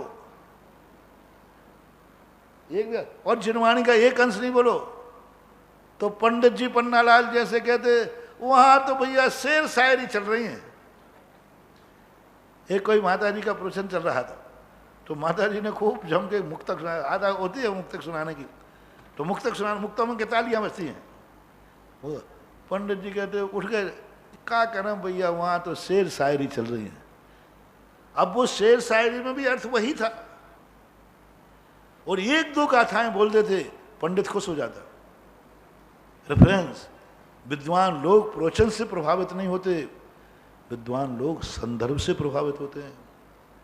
सारे लेखकों से, प्रवचनकारों से मेरा कहना है, ये पीएचडी का उदाहरण दे रहा हूं मैं, आप कभी नाम नहीं छुपाइए। आपके प्रवचन में जितने संदर्भ होंगे उतने ही प्रवचन विद्वानों के लिए माननीय होगा, और बिना संदर्भ का प्रवचन बुद्धुओं के लिए मान होगा। जैसे वो कवि सम्मेलन वाले होते ना, कवियों में बाहर हाथ से कभी बढ़ाओ तालियां, खूब तालियां बजाएंगे ये, लेकिन विद्वानों की दृष्टि में यदि प्रवचन को आपने रेफरेंस करना है, आप तुरंत रेफरेंस दे दीजिए, ये बात फलाने पूज्य आचार्य महाराज ने कही, ये बात आपकी बात को सुने, ये बात कुंद स्वामी कहते ही हाथ जोड़ लेगा, वो जैसे बैठा था वो। और जैसे हमने कहा ये मैं नहीं कह रहा हूं, कुंद भगवान ने कहा, वो हाथ जोड़ लेगा, प्रवचन आपका प्रमाणिक हो गया। इसलिए निन्नाओं में हमें उसका नाम नहीं छुपाना चाहिए, लेखक सहयोग न हो गए। मात्सर्य, अपन सब जानते हैं मात्सर्य किसे बोलते हैं, ईर्षा भाव, अंतराय, दूसरे के अंतराय डाला, मात्सर्य ना ईर्षा भाव करना। ये बहुत ज्ञानी है, इसका बहुत प्रवचन अच्छा प्रभावकारी है, मैं क्या करूं, इसका व्यापार बहुत अच्छा चलता है, ये बहुत कुशल है, हम उसी कुड़ रहे हैं। मास्टर नहीं, मास्टर के अनेक अर्थ, मास्टर के इतने भेद हैं। मास्टर भाव से ज्ञान नहीं दिया, दूसरे के मास्टर भाव करना, ईर्षा किसी में लगा लीजिए आप मास्टर। और उसके बाद है अंतराय, अंतराय डालना, इसको किसी प्रकार से बातों में लगाओ जिससे पढ़ नहीं पाए, ज्ञान अंतराय डालना ना। आसाधना, ज्ञान को अच्छी तरह नहीं पढ़ना, प्रमाद से पढ़ना, उपेक्षा बुद्धि से पढ़ना। आसाधना ने उसका अनादर करना, अनुत्साहित होना। उपघात करना, उपघात यानी उस ज्ञान को मिटा देना, समाप्त कर देना। किसी किताब को लेकर फाड़ दिया, उन्होंने लिखा था धनंजय कवि ने अमरकोश, उसने उनको मिटाई दिया, नाम ही मिटा दिया, खत्म, झगड़ा टंटा खत्म, अपना नाम डाल दिया। तो ये उपघात कहलाता है, मिटा देना, समाप्त कर देना। समय भी देख रहा हूँ इसलिए थोड़ा जल्दी कर रहा हूँ, विषय बहुत अच्छा है। दुख शोक तापा क्रंदन वद परिवेदनान्यात्म परोभय स्थान्य सद्वेद्य से।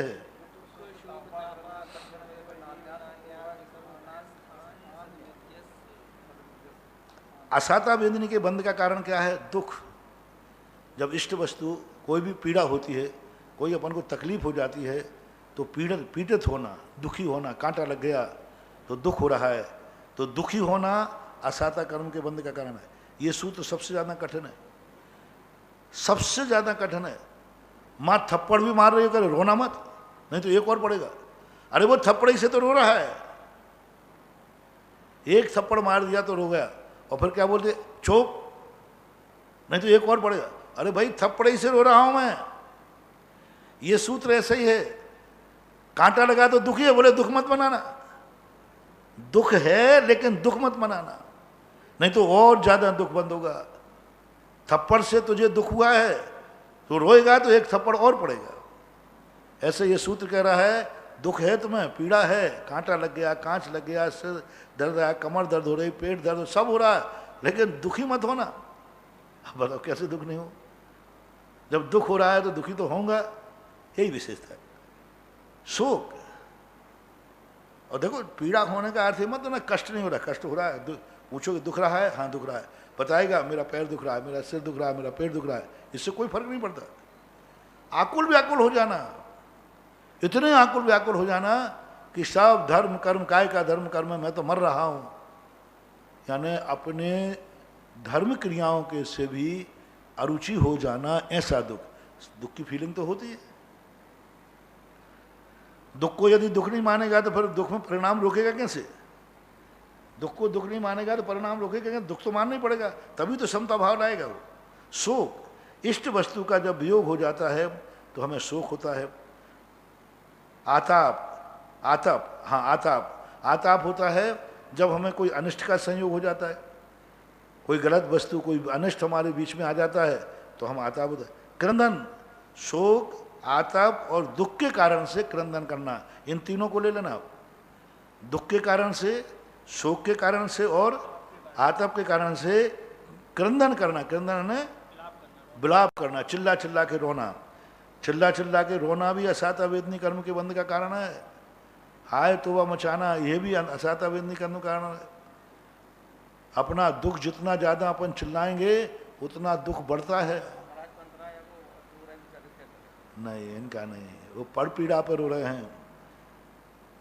हमने एक बहुत पहले कह रहे हैं कि अंतराय आ गया, अब श्रावक रो रहा है, नहीं, वो असाता वेदनी के बंध का कारण नहीं है, का कारण नहीं है। स्वयं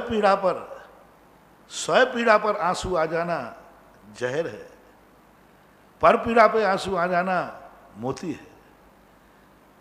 हम लोग बहुत पूरी कविता याद नहीं आए। गर किसी की पीर पर नीर बह जाए नैनों से, गर किसी की पीर पर नीर बह जाए नैनों से, वो नीर नहीं मोती है, क्योंकि नीर ही तो मोती बनता है सीप के मुख में। अब दूसरा पक्ष सुनना, महाराज ने कहा ना इसलिए, गर अगर किसी की पीड़ पर नीर बह जाए नैनों से तो वो नीर नहीं मोती है, क्योंकि नीर ही तो मोती बनता है सीप के मुख में। पर अगर स्वयं की पीड़ पर नीर बह जाए नैनों से तो वो नीर नहीं जहर है। नीर नहीं जहर है, क्योंकि नीर ही तो बनता है जहर सर्प के मुंह में। अब आंखों के दोनों आंसू हैं, पर एक आंखों दूसरों की पीठ पर बहता है तो मोती है। घर अगर स्वयं की पीठ पर नीर बह जाए नैनों से तो कायरता है, कायरता है। वो नीर नहीं जहर है, क्योंकि नीर ही तो जहर बनता है सर्प के मुख में। इसलिए यहां पर स्वयं की पीठ पर नीर बहाना जहर बनाना है, ये तो पर की पीड़ा, वो धर्मात्मा की पीड़ा पर नीर आ जाना, ये दुख नहीं कहलाता सदा। इससे तो पुण्य का ही बंद हो रहा है। वध सब जानते हैं, प्राण ले लेना।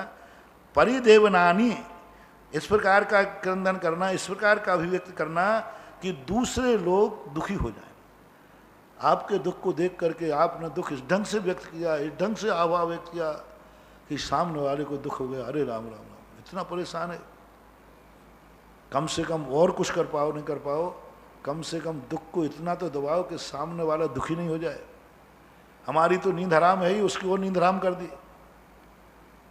कम से कम वो सो रहा है तो सोने दो, कम से कम हमारे कारण से इसकी नींद खराब तो नहीं हो। ऐसा पर उभय स्थानानी, और ये आत्म उभय, ये सभी काम किस में लेना?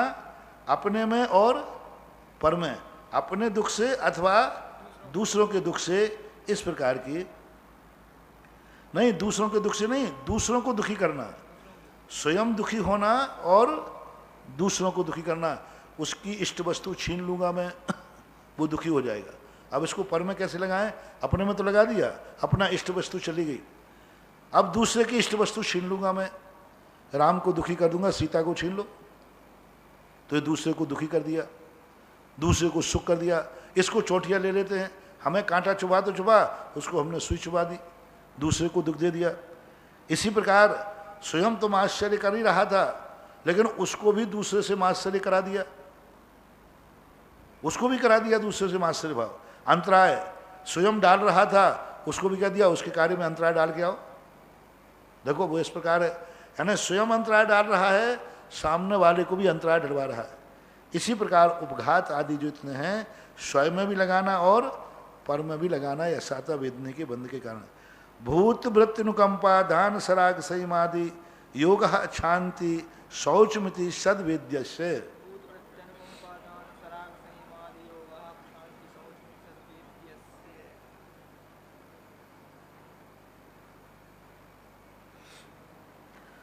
भूत वृत्ति अनुकंपा, इसके संबंध में मतभेद मिलते हैं। टीकाकार कहते हैं कि भूत और वृत्तियों के प्रति अनुकंपा भाव रखना। पूज्यवर गुरुदेव कहते हैं कि नहीं, वृत्तियों को दया भाव से भोजन नहीं कराया जाता, वृत्तियों की सेवा दया भाव से नहीं करना चाहिए। उनका पूज्यवर का कहना है कि ऐसा लगाया जाए, भूत अनुकंपा, भूत जीवों पर अनुकंपा करना, वृत्तियों को दान देना। दान शब्द वृत्ति, क्योंकि हमारे जैनागम में वृत्तियों को दया भाव से नहीं दिया जाता, दान भाव से दिया जाता। अनुकंपा करके नहीं जाता, बेचारे महाराज हैं, अब क्या करें, अब महाराज ने बनाना खाना छोड़ दिया तो खिलाना तो पड़ेगा ही। अब महाराज के पास कुछ नहीं है तो चलो भाई अच्छा कमरा बना दे, नहीं, दान भाव से देना चाहिए, अनुकंपा भाव से नहीं। ये चिंतन पूज्यवर का एक अनुकरणीय और बहुत प्रशस्त चिन्ह है। इससे जैन धर्म की महिमा बढ़ेगी, जैन धर्म की ऊंचाइयां पहुंचेंगी। इससे जैन धर्म के चारित्रवानों की, धर्मियों का जो आसन है वो उच्चासन होगा। इसलिए इस बात का अनुकरण कर लेना चाहिए कि भूत वृत्ति, भूतों के प्रति दया भाव, अनुकंपा भाव, और वृत्तियों के प्रति दान भाव करना चाहिए। सराग संयम आदि योग शांति, सराग संयम, सराग संयम बोलते हैं प्रवृत्ति मूलक संयम, जो षड आवश्यक 28 गुण आत्मा, यह संयम आदि। योग, योग शब्द यहाँ जो है एक दूसरे अर्थ में आया है, वहाँ योग अलग आया था, मन वचन का योग। योग शब्द यहाँ आया है समाधि के अर्थ में, योग शब्द आया है साधना के अर्थ में, योग शब्द आया है तपस्या के अर्थ में, योग शब्द आया है निर्विकल्पता के अर्थ में, यानी त्याग के अर्थ में। ये सब योग हैं, जैसे अपन आप साधु को योगी कहते हैं, त्याग है, समाधि है, तपस्या है, सब योग शब्द में आ जाए। शांति यानी क्षमा भाव, शौचमिति लोभ प्रवृत्ति कम करना, ये सब कितने के हैं? साता वेदनी के बंध के कारण हैं। यदि साता वेदनी करना है तो लोभ कम करो, लोभी को असाता का बंध होता है। यानी देखो, अब जो व्यक्ति दान दे रहा है वो साता वेदनी को बंद कर रहा है नियम से, क्योंकि उसके लोभ की कमी आ रही है। केवली सुत संग धर्म देवा वर्णवादो दर्शन मोहस्य। केवली सुत संग धर्म और देवों का अवर्णवाद। पुजवर ने यहाँ पर सबसे बड़ी चीज कही, दर्शन मोहिनी के बंध में इन्होंने गृहीत मिथ्यात्व को नहीं लाया। क्यों? खोटे देवसाद गुरु क्यों? क्योंकि ये चरणानुग का ग्रंथ नहीं है। बहुत बड़ी बात है। आचार्य कितने से चरणानुग के ग्रंथों में जब भी मिथ्यात्व के आश्रव की बात कही जाएगी, खोटे देव, खोटे गुरु, खोटे शास्त्र, वहां ये शब्द नहीं आएगा। किसी भी चरणानुग में, चाहे श्रावकाचार हो और चाहे मूलाचार हो, सभी ग्रंथों के चरणानुग के ग्रंथों में ये शब्द कहीं नहीं मिलेगा दर्शन मोहिनी का। वहां मिलेगा खोटे देव, खोटे शास्त्र, खोटे गुरु, ये सब तीन मूर्ताएं आदि मिलेंगे चरणानुग में। लेकिन सिद्धांत ग्रंथों में ये नहीं मिलेगा। सिद्धांत ग्रंथों में वही शब्द है, केवली का वर्णवाद करना। भगवान वस्त्र वाले होते हैं, भगवान शस्त्र वाले होते हैं, भगवान कबल कुछ भी। अब देखना, बात वही है, खोटे देव नाम बदल दिया। वहां क्या कह दिया चरणानुग में? खोटा देव। खोटा किसे कहते हैं? खोटा किसे कहते हैं? वनिता, गदा, दिजोत, चिन्ह, छीन आदि से आते ना, ये खोटे हैं, रागी। अब उसी का नाम बदल दिया केवली भगवान। केवली है ना भगवान। भगवान शस्त्र वाले होते हैं, भगवान स्त्री सहित होते हैं, भगवान वस्त्र वाले होते हैं, भगवान आहार करते हैं, भगवान इस प्रकार के कार्य करते हैं। तो ये सब भगवान का अब नाम बदल दिया। अब ये बदलने से त्रिकालिक हो गया। खोटे गुरु कहते ही, खोटे देव कहते ही मात्र हुंडा और सर्प में लागू होगा। चरणानुग समय समय पर कुछ परिवर्तन करता है, सिद्धांत नहीं करता। अब केवली सदा से हैं तो केवली के प्रति विपरीत धारणा करना। अकेले कमलाहार कोई मत लेना, सब ले लेना। केवली भगवान, यानी भगवान का स्वरूप को अन्यथा रूप करना। सुत है, सुत है, स्पष्ट कह दिया। शास्त्रों में लिखी हुई हिंसा हिंसा नहीं, वेद की हिंसा हिंसा न भवती। अब इस सुत का वर्णवाद है, किसमें लगा है? इस सुत है, भगवान के द्वारा कथित है, और उसको ऐसा मानना कि इसमें ये हो। सुत में जो आगम में मांसाहार के लिए कोई दोष नहीं किया, बलि चढ़ाना भगवान के लिए, बलि चढ़ाने से कोई दोष नहीं होता है। ऐसा सुत का वर्णवाद करना ऐसा नहीं होता। संघ धर्म देवा, संघ का वर्णवाद करना। संघ में शूद्र, नीच, जाति आदि सब भिखारी विकारी, जिनको खाते कमाते नहीं बनता वे मुनि बन जाते हैं। जिनको खाते कमाते नहीं बना इसलिए मुनि बन जाते हैं, ऐसा वर्णवाद करना। तो ये सब मिथ्या। पंचम काल में मुनि महाराज नहीं होते हैं, इस संघ का वर्णवाद होते ही नहीं। महाराज ये महाराज है ही नहीं, और हैं पंचम काल में मुनिराज हैं, फिर भी कहना नहीं होते, ये मिथ्यात्व के बंध का कारण है। और ये मैं नहीं बोल रहा हूँ, कुंद कुंद भगवान ने स्पष्ट रूप से कहा, सहज उपन्नम रूपम दट्टूनम जो न मन्ये मत्सरे सो संजम परिवन्नो मिच्छा इट्टी हवई जीवो। जो पंचम काल में मुनि महाराज नहीं होते हैं, सच्चे मुनिराज, ऐसा जो मानता है, नहीं मानता है कि महाराज होते हैं फिर भी कहता नहीं होते हैं, ऐसी जो इसकी धारणा है वो नहीं होती। धर्म देवावरणवाद, धर्म का वर्णवाद करना। हिंसा भी धर्म है, धर्म के नाम पर। देवहा, देव लोग, जो देव है ना, ये शराब पीते हैं, ये मांस खाते हैं।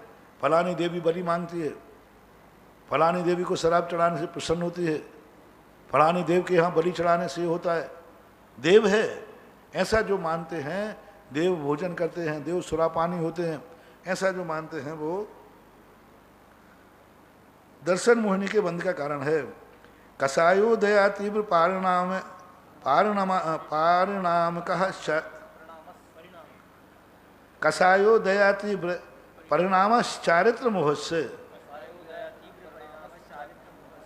कसाय के तीव्र उदय, हमेशा लोगों की कसाय, लोग कहते हैं इनकी कसाय बहुत तीव्र है। देखो, बात बात पे कसाय करना, थोड़ी थोड़ी बात पे फनफनाना, एकदम उबल जाना, ये चारित्र मोहिनी के बंध का कारण है। हाँ, जो अधिक जवां के साथ ज़्यादा कसाय करते थोड़ी थोड़ी बातों में, उनका चारित्र निर्मल नहीं होता। कितनी बड़ी बात पूज्यवर उमा स्वामी महाराज ने कह दिया, जिनको बार बार में इतनी गुस्सा आती है, संभलते नहीं है, एकदम आपे से बाहर आएगी तो नहीं आएगी तो नहीं आएगी, और आएगी तो ऐसी आएगी कि हो फन फना जाएंगे, सारी दुनिया उठा ले। इससे चारित्र मोहिनी का बंद होता है। चारित्र ले नहीं पाओगे तुम, और लिया है तो वो भी मलिन हो जाएगा। इसलिए मुनिराजों को कम से कम गुस्सा करना चाहिए, अधिक गुस्सा पीना चाहिए, नहीं तो उनका मुनि व्रत मलिन हो जाएगा। और जिनको चारित्र लेना हो वे गुस्सा पे कंट्रोल करें तो शायद चारित्र मोहिनी वन का क्षय उपशम हो सकता है। परिणाम से चारित्र मोह से वहवारम परिग्रहत्व नारकस्य आयुषः। बहुत आरंभ परिग्रह करना नरक आयु के बंध का कारण है। बहुत आरंभ व परिग्रह, बहुत आरंभ परिग्रह के संबंध में बहुत सारे लोगों के प्रश्न होते हैं। बहुत आरंभ परिग्रह का अर्थ क्या लिया जाए? चक्रवर्ती के लिए पात्र तो इतना है कि उसके पास तो उससे बड़ा आरंभ परिग्रह कौन है? वो है नहीं, वो मिला है। हम दिन रात सब मंदिर छोड़ दिया, धर्म छोड़ दिया, रात में खा रहे, बोले क्यों? दिन में मेरे पास समय नहीं है। एन क्या धर्म कर्म छोड़ करके धन को आरंभ में जाकर के समय व्यतीत करना, एक तो पुण्य कर्म के उदय से मिल रहा है, और एक व्यक्ति दिन रात मेहनत कर रहा है। बोले रात में क्यों आते साहब? रात के बिना हमारा धंधा रात में चलता है, हमें रात में जाना पड़ता है। अब देख लीजिए, उसने आरंभ कर रहा है, धर्म छोड़कर आरंभ किया, धर्म छोड़, मंदिर छोड़ा, साहब मैं सुबह से मंदिर नहीं आ सकता हूँ, दुकान पे जाना पड़ता है। अब वो धर्म छोड़ करके कर रहा है आरंभ। यानी आप बहुत आरंभ परिग्रह पुरुषार्थ करके एन के एन प्रकार करने का नाम बहुत आरंभ परिग्रह है। मात्र पुण्य कर्म के उदय से जो मिलता है उसको, उससे भी वो और अनेक प्रकार के आरंभ परिग्रह करता है, तो वो बंध का कारण बनता है, नरक आयु के बंध का कारण। माया त्रियज्ञो नश्य, मायाचारी से त्रियंश योनि का बंध होता है। ये तीव्रता पर लगाना, सामान्य माया पर नहीं लगाना। संजनन भी माया है, प्रत्याख्यान भी माया है, लेकिन इनसे नहीं लगाना। प्रत्याख्यान है, ये तीनों मायाएं हैं। अप्रत्याख्यान की माया भी होती है, प्रत्याख्यान की वही संजनन की माया होती है। ये तीनों माया में त्रियंश गति का बंध होता ही नहीं है, क्योंकि त्रियंश गति त्रियंश आयु का बंध मनुष्यों त्रियंशों में दूसरे गुण स्थान में होता है। चौथे गुण स्थान में त्रियंश आयु का बंध नहीं है। हाँ, त्रियंश आयु का बंध होता ही नहीं यहाँ पर। मात्र चौथे गुण स्थान से देवायु का बंध होता है, ना मनुष्य का, ना त्रियंश का, नरक का तो सवाल ही नहीं।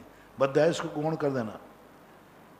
तो ऐसी स्थिति में जो अनंतानुबंधी संबंधी माया है, किसे माया है? मैं भी फंसूंगा तुम्हें भी ले डूंगा, मैं भी डूबूंगा और तुम्हें भी ले डूंगा। अनंतानुबंधी कसाय का इतना ही अर्थ लेना। इतना क्रोध किया, देखो तुम क्रोध को जाओगे मर जाओगे, तुम भी मारे जाओगे। बोले मैं मरूं तो मर जाऊं, उसको भी मार के रहूंगा। अनंतानुबंधी मान, मैं मान के रहा, मेरी प्रेस्टेज डाउन हुई है, मैं उसकी डाउन करूंगा। तुम उसकी प्रेस्टेज डाउन करोगे तो जिंदगी से हाथ धोना पड़ेगा। बोले मर जाऊं लेकिन एक थप्पड़ तो मार के आऊंगा। लेकिन तुम उसी समय गोली से शूट कर दिए जाओगे। बोले कर दूंगा लेकिन एक थप्पड़ तो मारूंगा। हाँ, और मालूम है उसके कि तुरंत वहाँ इतनी सुरक्षा है कि मेरे प्राण निकल जाएंगे, लेकिन एक थप्पड़ के लिए, मान का बदला लेने के लिए वो प्राण की बाजी लगा देता है। इसी प्रकार मायाचारी, देखो तुम उसको षड्यंत्र करोगे, तुम उसको फंसाओगे, तुम फंस जाओगे। देखो बुरी तरह फंस जाओगे। वो बहुत खतरनाक आदमी है, बहुत खतरनाक। तो कहता मैं फंसूं तो फंस जाऊं लेकिन उसको फंसा के रहूंगा, तुम्हारी भी इज्जत खत्म हो जाएगी। बोले हो जाए, उसको भी मिटा के रहूंगा। ये कहलाती है अनंतानुबंधी माया। ऐसा फंसा करके, तो ये त्रियंश गति के बंध का कारण है। अल्पारंभ परिग्रहत्व मानुष्य है। अल्प आरंभ और अल्प परिग्रह करना ये मनुष्य आयु के बंध का कारण है। छोटा कम करना, कम में काम चलाना जितने में बंद हो रहा है ठीक है, चल रहा है, अधिक क्यों करें? जब थोड़े से में काम चल रहा है तो फिर क्यों करें? जब कैन के ढक्कन से पानी पिया जा सकता है तो गिलास क्यों रखें? तो काय के लिए क्यों कटोरी रखें? क्यों रखें बताओ? जब ढक्कन ही कटोरी बन रहा है तो दो और मांजो। फिर अभी एक ही मांजना पड़ेगा, एक ही करना पड़ेगा, अब एक कटोरा और उसको और मांजो। जब ढक्कन ही ऐसा बनाया है, कटोरी है, जब एक ढक्कन से काम चल रहा है तो गिलास की कोई जरूरत है। ये कहलाता है अल्पारंभ अल्प परिग्रह। वहां कोई बात मानुष स्वभाव मार्दवम च, और जो मृदु परिणाम होते हैं, मानी नहीं होते हैं, मान कसाय नहीं करते हैं, वे भी मनुष्य आयु का बंद करते हैं। अब इसको वहीं दे देते अल्पारम परिग्रह तुम स्वभाव मार्दवम च मानुष्य। तो क्या बात थी? नहीं, स्वभाव मार्दव जो है यह मोक्ष का भी कारण है, ये कारण नहीं है। अल्पारंभ अल्प परिग्रह, परिग्रह है लेकिन वो मोक्ष का कारण नहीं बन सकता। परिग्रह प्रमाण मोक्ष का कारण नहीं है, कभी परिग्रह है लेकिन स्वभाव मार्दवम चाहिए तो विधि कथन हो गया। तो इस सूत्र को अलग से रचना क्यों करना पड़ी? एक बार में मनुष्य की कह देते, जैसे अभी सबका कहते आए, इतने बड़े बड़े सूत्र देवायु के लिए लिखे, इतने बड़े बड़े सूत्र सबके लिखे, लेकिन स्वभाव मार्दव वहां क्यों जोड़ दिया? क्योंकि मार्दव धर्म भी है, मार्दव मोक्ष का कारण भी है, मार्दव आत्मा का स्वभाव भी है। इसलिए स्वभाव मार्दवम चा, चा शब्द का अर्थ लेना, मार्दव धर्म भी है, मोक्ष का भी कारण है। अपन ने भी उत्तम मार्दव धर्म मनाया था। इसलिए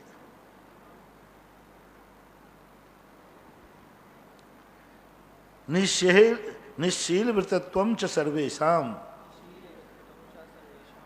निश्शील जन जो व्रत आदि संयम आदि से रहित हैं लेकिन मंद कसाई है तो वे चारों गतियों के बंद कर लेते हैं। मंद कसाई हैं तो देव भी चले जाएंगे, और भी तीव्र कसाई हैं आवृत्ति हैं तो नरक चले जाएंगे। तो निश्चल एक सामान दे दिया, क्योंकि इन सब के अलावा असंयमी व्यक्ति भी देवगति में जाते हुए पाए जाते हैं। सराग संयम संयमा संयमा काम निद्रा बाल तपांसी दैवस्य।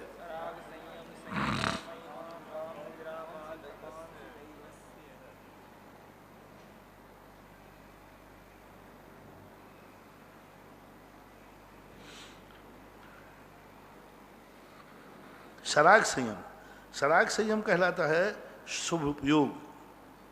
भावलिंगी हैं, मिथ्या दृष्टि मत समझना इनको। सराग संयम जिनका शुद्ध उपयोग प्राप्त नहीं है, ऐसे शुभ उपयोगियों के लिए सराग संयम कहते। संयमा संयम और अकाम निर्जरा, ये सराग संयम भावलिंगी का वाचक है, शुभ उपयोगी का वाचक है, धर्म ध्यानी का वाचक है। क्यों? मिथ्या दृष्टि को क्यों नहीं ले सकते? क्योंकि आगे अकाम निर्जरा वाला शब्द प्रयोग किया है। यदि मिथ्या दृष्टि जो मुनि बनेगा, द्रव्यलिंगी मुनि बनेगा, वो सराग संयम में नहीं आएगा, वो अकाम निर्जरा में आएगा। आत्म अनात्म के ज्ञानहीन जे जे करनी तन करणशीन, ये किस में जाएगा? अकाम निर्जरा में। द्रव्यलिंगी मुनियों का जो है अकाम निर्जरा में, घोर तप कर रहे हैं, अभव्य है, इतना मुनि बन रहा है, 71 सागर की देवों में जा रहा है, वो अकाम निर्जरा में है। सराग संयम में कई लोग जो एकांतवादी लोग होते हैं वे सराग संयम कहते हैं मिथ्या दृष्टि, द्रव्य क्रियाओं में उलझे हैं, जो सुपयोग में उलझे हैं, जो धर्म ध्यान आदि में सुपयोग की क्रियाओं में जिनका मन लगता है, वे देव बनते हैं। नहीं, वे मिथ्या दृष्टि है। नहीं, सराग सम्य दृष्टि भावलिंगी संत की बात कही जा रही, क्योंकि भावलिंगी दो होते हैं, एक शुद्धोपयोग प्रधानी और एक शुभोपयोग प्रधानी। दोनों के लिए पूज्यवर प्रवचन सार के अंदर कुंद कुंद भगवान ने कहा, टीकाकारों ने कहा, मुनि दो प्रकार के शुभोपयोगी और शुद्धोपयोगी। शुभयोगी को सराग सम्यक दृष्टि का, सराग संयमी कहा जाता है। पुरुषार्थ सिद्धोपाय में भी अमृतचंद सूर्य ने भी दोनों मुनि रानियों को स्वीकार किया, सराग और वीतराग। सराग संयम तो इस प्रकार से ये, और संयमा संयम पंचम गुण स्थान वर्ती जो संयमा संयमी हैं, वे भी देवगति को बंद करते हैं। देवगुण को गति होगी, देव आयु का ही बंद होगा। पंचम स्थान वर्ती को जब भी होगा, द्रव्य से भी है तो भी देव आयु बंद है। और अकाम निर्जरा बाल तपांसी, दैवस्य, अकाम निर्जरा करने वाले बाल तपान से। अब दो शब्द विशेषण दिए, अकाम निर्जरा में जो हैं और वो बाल तप कहे गए। भगवती आराधना के अंदर द्रव्य मुनि के व्रतों को बाल तप कहा गया, मिथ्या दृष्टियों के, अन्य मतावलंबियों के नहीं। जैन मुनियों में वे तो हैं ही बाल तप, लेकिन जैन मुनि, जैन क्षुल्लक के लग, जैन वृत्ति, जैन श्रावक सम्यक दर्शन से रहित हैं, वे सब बाल तप के अंतर्गत लेना चाहिए। दैवस्य सम्यक त्वम च, और सम्यक दर्शन जो है, सम्यक तो भी देवगति के बंध का कारण है। अकेला सम्यक तो, अकेला सम्यक तो एक सम्यक चारित्र के साथ है, एक सम्यक तो अकेला अविरत सम्यक दृष्टि है। अविरत सम्यक दृष्टि भी नियम से देवगति का ही बंध करता है, ऐसा मानना चाहिए। योग वक्रता विषमवाद, यहां मनुष्य की अपेक्षा लगाना सम्यक, देव आयु के बंध का कारण जो सम्यक दर्शन लिखा है, ये मात्र मनुष्य के लिए अपेक्षा लगाना, देव और नारकियों की अपेक्षा मत लगाना।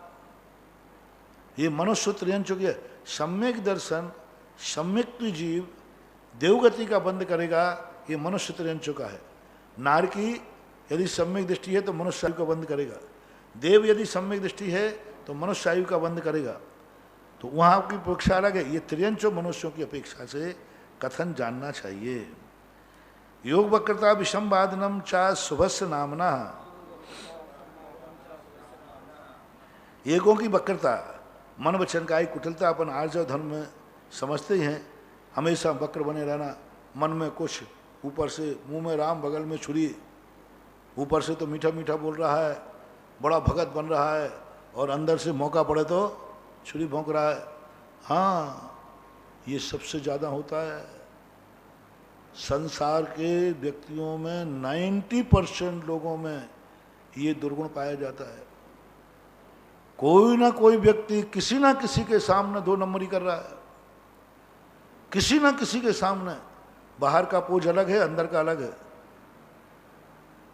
कहने की जरूरत नहीं, सब लोग अपनी अपनी गिरेबान देख लो, सब देख लो अपने, कितने हद तक तुम पकड़ में आओगे। किसी ना किसी के प्रति हो, भगवान के प्रति भी हो सकते हो, गुरु के प्रति भी हो सकते हो, साधर्मी के प्रति भी हो सकते हो, माँ बाप के प्रति भी हो सकते हो, सरकार, किसी ना किसी के प्रति कहीं ना कहीं से आपके दो रूप होते हैं। बाहर से आप कुछ दिखते हैं, अंदर से आपका परिणाम बिल्कुल भिन्न चल रहा है। बाहर से जितना मीठा बोलते वही कहते ना, तिरछी टोपी मृदुल वाणी बेईमानी की यही निशानी। हाँ, मृदुल वाणी, बड़ी मृदुल वाणी बोलता है, बड़े प्रेम से बोलेगा, और जो डुप्लीकेट होता है ना वो ज्यादा प्रेम से बोले। हाँ, सांप काटने के बाद काटने वाले के आसपास ही घूमता है, बाहर नहीं भागता। आस्तीन के सांप कहलाते हैं। वामी के सांप से तो बचा जा सकता है, आस्तीन का सांप खतरनाक होता है। इसलिए कम से कम आस्तीन के सांप मत बनना। जो तुम्हारे ऊपर विश्वास कर रहे हैं उनसे धोखा मत देना, जो तुम्हारे उपकारी हैं उनसे धोखा मत देना, और धोखा देना तो खुल्लम खुल्ला देना, विश्वासघात मत दो, खुल्लम खुल्ला। यदि हमारी किसी से नहीं बनती है तो दो टूक कह दीजिए। हमें किसी को नहीं मानना है तो दो टूक कह दिए, मैं तुम्हारी बात मानूंगा ही नहीं, बात खत्म है। ऊपर से तो हाथ पैर जोड़ो, हाँ बहुत बहुत, और अंदर से मौका पड़े तो छुरा भोंक दो। कहाँ जाओगे? टेढ़े टापटे होगे। फिर कल के दिन ऐसे लोग जो मन में कुछ रखते, बाहर से कुछ रखते हैं, ऐसे लोग फिर कल के दिन कालिया होंगे, भेड़े होंगे, भेड़े। देखेगा कहीं, चलेगा कहीं। 100 में 1 सहज में काना, 1.25 लाख में ऐचकता ना। हाँ, ऐसे चलेंगे भेड़े, हाथ पैर टेढ़े मिलेंगे। क्यों मिलेंगे? क्योंकि ये स्थिति बनती है। इसलिए अपन को कोई चीज़ पसंद नहीं है, दो टिक सवाल, टेट फॉर टेट, बस खत्म बात। हमारा तुमसे नहीं बनेगा। हम क्यों मायाचारी करें? क्यों हम ऊपर से जाकर के उनको मिलाने का प्रयास करें? क्योंकि उससे अपना नुकसान होता है।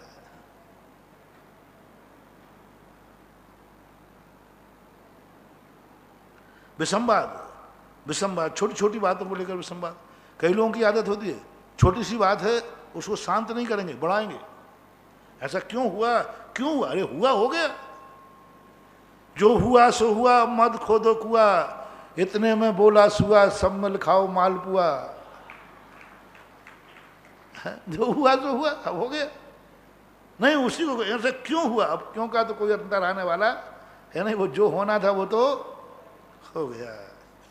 विषमवाद नहीं, जितने में शांति हो सके शांति करो। चाहे अश्वस्य नामना, ये अशुभ नाम, तद विपरीतम शुभस्य, और इससे जो विपरीत हैं, जो सरलता है, ऋजु परिणामी हैं, विषमवाद में रुचि नहीं रखते। भैया मेरी गलती मानने से संवाद उठता है, चलो मैं गलती मानता हूँ, मैं छोटे बाप का, तुम बड़े बाप के, विषमवाद खत्म होना चाहिए। आप तीर्थंकर पे दर्शन विशुद्धि, विनय संपन्नता, शील वृत्ति, सुनति चारो, भीक्षण ज्ञानोपयोग संवेगौ, शक्ति त्याग तपस्वी साधु समाधिर, वैयावृत्ति करण महर्दाचार्य बहुश्रुत, प्रवचन भक्तिरावश्यक, परिहारणी मार्ग प्रभावना, प्रवचन वत्सलत्वमिति तीर्थकरत्वस्य।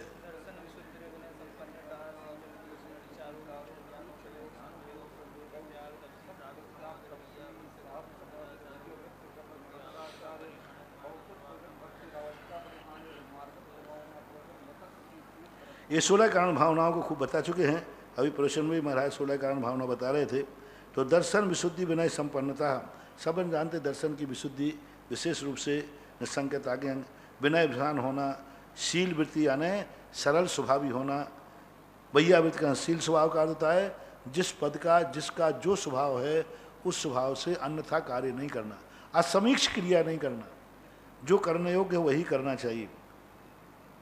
अनतिचार यानी बिना जो व्रत नियम लिए हैं उनको निरतिचार पालन करना, निरंतर अपने ज्ञान का अवीक्षण, ज्ञानोपयोग, अपना तत्व चिंतन में लगाए रखना, संवेग भाव, संसार शरीर भोगों से हमेशा संवेगित रहना, शक्ति के प्रमाण त्याग करना, शक्ति के प्रमाण तप करना, साधु समाधि, साधुओं की समाधि में रुचि लेना, साधुओं की समाधि में रुचि लेना या स्वयं साधु बन करके समाधि बनने का भाव करना, दोनों अर्थ हैं। वैयावृत्तिकरण, वैयावृत्ति के साधन हमने बताए हैं पहले, तत्वार सूत्र में आगे आएंगे किनकी वैयावृत्ति की जाती है। वैयावृत्तिकरण, आराधाचार्य बहुश्रुत प्रवचन भक्ति, भक्ति को उनके साथ आराध भक्ति, आचार्य भक्ति, बहुश्रुत भक्ति और प्रवचन भक्ति, इनके अंदर भक्ति करना। अब देखो, आनंद के प्रति भक्ति में उत्साह रखना, एकदम भाव आना, आचार्य भक्ति के प्रति बहुश्रुत उपाध्याय भक्ति, प्रवचन भक्ति, प्रवचन बोलते हैं तत्व, जब वस्तु का खुलासा हो। लोग पूछते हैं श्रुत में और प्रवचन में क्या अंतर है। बहुश्रुत भक्ति, यहाँ बहुश्रुत भक्ति का अर्थ है धारक, बहुश्रुत को धारण करने वाले, एक जो बहुत ज्ञानवान हैं, अपन से अधिक ज्ञानवान हैं, उनके प्रति भक्ति भाव रखना, आदर भाव रखना। दूसरा, श्रुत को प्राप्त करने का, बहुत श्रुत को प्राप्त करने का, ओहो ये सतखंडागम ग्रंथ है, बहुत बड़ा है। प्रवचन शब्द होते हैं खुलासा को। जब हमारे प्रवचनों में खुलासा होने लग जाए, बहुत अच्छा खुलासा होने लग जाए, प्रवचन का अर्थ होता है प्रकष्ट वचन, खुलासा। ओहो ये रहस्य आज खुला है, आनंद आ गया, मजा आ गया। मैंने तो 10 बार तत्वार सूत्र पढ़ा लेकिन आज तक पता नहीं चला, आज खुला है विषय। ओहो, एक जब कोई अर्थ खुल जाए, कोई बहुत दिन का सुना हुआ विषय आ जाए और एकदम आनंद की लहर दौड़ जाए, ओहो आज मुझे विषय मिल गया, तो ये कहलाती है प्रवचन भक्ति, खुलासे को। आवश्यक अपरिहार, अपने आवश्यकों को किसी भी हालत में छोड़ना नहीं।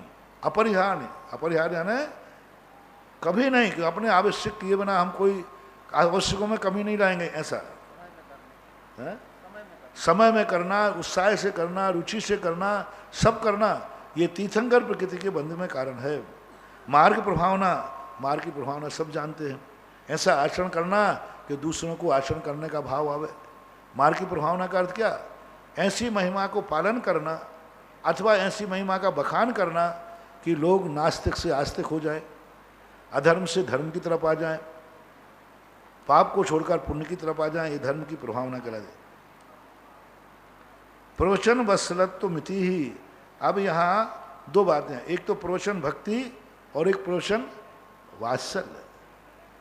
प्रवचन वात्सल्य का अर्थ होता है वही जो प्रवचन करने वाले हैं, जो तत्व को खुलासा करने वाले हैं, जिन्होंने हमें तत्व खोला है, उनके प्रति भी हमारा वात्सल्य भाव आना।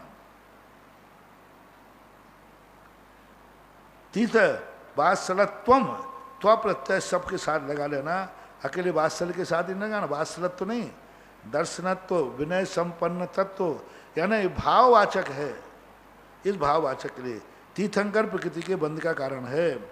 परात्म निंदा प्रशंसे सद सद गुणोच्छादनोद भावने च नीचै गोत्रस्य।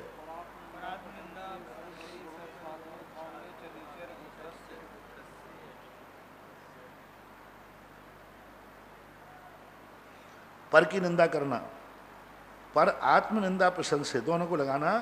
पर आत्म यानी पर की निंदा और आत्मा की प्रशंसा।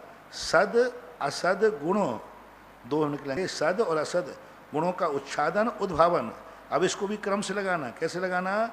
सदगुण पर के दूसरों के गुणों को ढांकना अपने, और उद्भावन अपने गुणों को। सद असद यानी सद सद लगाओ पर के साथ, दूसरों के अच्छे गुणों को ढालना, और असद उद्भावने, और उनके दोषों को उद्भावन करना।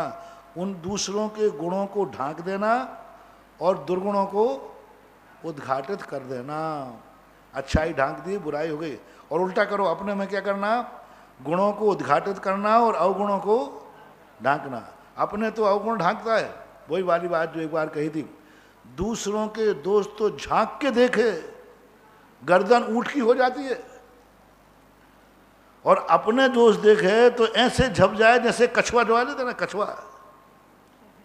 हाँ, कछुआ जैसे अपनी गर्दन को झुका लेता है, तो वही दोष, वही पाप, वही बुरे कार्य संसारी प्राणी स्वयं तो छुपके करे, कोई देख ना लेवे, और दूसरों के झांक झांक कर देखता है।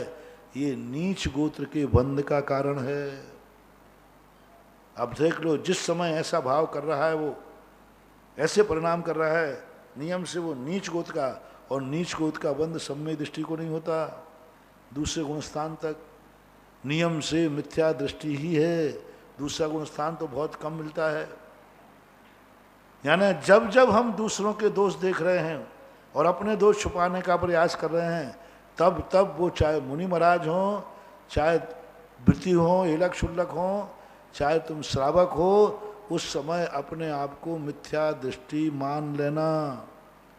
इस समय मैं मिथ्या दृष्टि हो चुका हूँ, क्योंकि मेरे में दूसरों के दोष देखने का भाव आ रहा है और अपने दोषों को छुपाने का भाव आ रहा है, ऐसा। और ये भाव तुम अपने आप पकड़ सकते, कोई बड़ी बात नहीं है। ये जो कथन किए गए ये सब पकड़ने लायक हैं। ईमानदार बन जाओ तो सबको समझ में आ रहा होगा कि ये सूत्र मेरे पर लागू हो रहा है, भली बोलो या नहीं बोलो। पूज्यवर उमा स्वामी ने बिल्कुल इतनी अच्छी परिभाषा बनाई कि बालक भी समझ जाएगा, ये सूत्र हमारे पर लागू हो रहा है। चोर की दाढ़ी में तिनका, सब लोग समझ जाओ कि ये सूत्र मेरे पर लागू होता है। समझना ही पड़ेगा, नहीं समझोगे तो नीच गोत्र में पड़े दिखाओगे। तदपरियो नीचे व्रत नुस्सेकौ चोत्रस्य है। उससे उल्टा जो है, उससे उल्टा क्या? अपने दोषों को निकालना, गुणों को ढांकना, दूसरे के गुणों को उद्घाटित करना और दोषों को ढांकना, ये एक उच्च गोत्र के बंध का कारण है। और उसके अलावा एक नया कारण दे दिया, नीचे वृत्ति। नीच वृत्ति नहीं, नीचे यानी विनम्र, प्रणते उच्चैर गोत्रम, वही वाली बात। हमेशा विनयशील बने रहना, हमेशा लघु बने रहना, हमेशा अपने आप को छोटे मानते रहना। अरे मैं तो सब क्षेत्र में छोटा हूँ, अलग, अपने आप में विनय भाव बना रहे, ये उच्च गोत्र के बंध का कारण है। विघ्न करणम अंतरायस्य, विघ्न करना, अच्छे कार्यों में विघ्न डालना, बुरे कार्यों में नहीं। बुरे कार्यों में विघ्न डालना नहीं, अच्छे कार्यों में विघ्न डालना ही अंतराय का बंध होता है। आज तत्वार सूत्र को बहुत अच्छा विषय था, 2-4 घंटे चल सकता था, लेकिन आज सुगंध दशमी है, 15-20 मिनट हमने थोड़ा सा चला करके बीच में थोड़ी स्पीड बढ़ा दी, क्योंकि आज कल कहा था, प्रश्न आया था कि लॉकडाउन में हम लोग मंदिर नहीं जा पा रहे। आज का दिन ऐसा था कि हर जैनी पूरे नगर के मंदिरों में धूप खेलने जाता था। बड़ा माहौल होता था मंदिरों में, कमेटियाँ तैयारी करती थी सुगंध दशमी को पब्लिक आएगी और लोग जाते थे, लेकिन दुर्भाग्य से वो नहीं हो पाया। तो सबका भाव था कि सुगंध दशमी व्रत हम घर में ऐसी ऐसी बनाएं इस बार कि वो दिन हमारे लिए दुख का कारण नहीं बने, बल्कि ऐसा बन जाए कि आज मुझे एक नया मिला। सुगंध दशमी जो व्रत कथा है, ये एक बड़ी विचित्र कथा है। काशी नरेश जो थे, राजा पद्म उनकी रानी थी, वे दोनों कहीं जा रहे थे और जाते समय रास्ते में एक मासोपमास मुनिराज नगर की तरफ आ रहे थे। राजा ने कहा, देखो ऐसे महामुनिराज आ रहे हैं, तुम जल्दी जाओ, चौका लगाओ और महाराज का हार दो, क्या पता अपने पुण्य से आ जाए। राजा लौट नहीं सकता था कि राजा ऐसे अनिवार्य कार्य से जाता था, जो भी कार्य रहा हो, राजा लौट नहीं सकता था। रानी को आदेश देकर, कुछ परिवार के लोगों को आदेश देकर राजा आगे चला जाता। रानी के मन में विकल्प आ गया कि ये महाराज हमारे सारे घूमने के कार्य में हमें जा रही थी साथ में, इसमें विघ्न बने हैं। साधुओं को कोई काम धंधा तो है नहीं, चले आते हैं कोई जिस समय जब चाहे चले आए। अरे उपवास कर रहे तो मैं क्या करूं, पारना कर रहे तो मैं क्या करूं।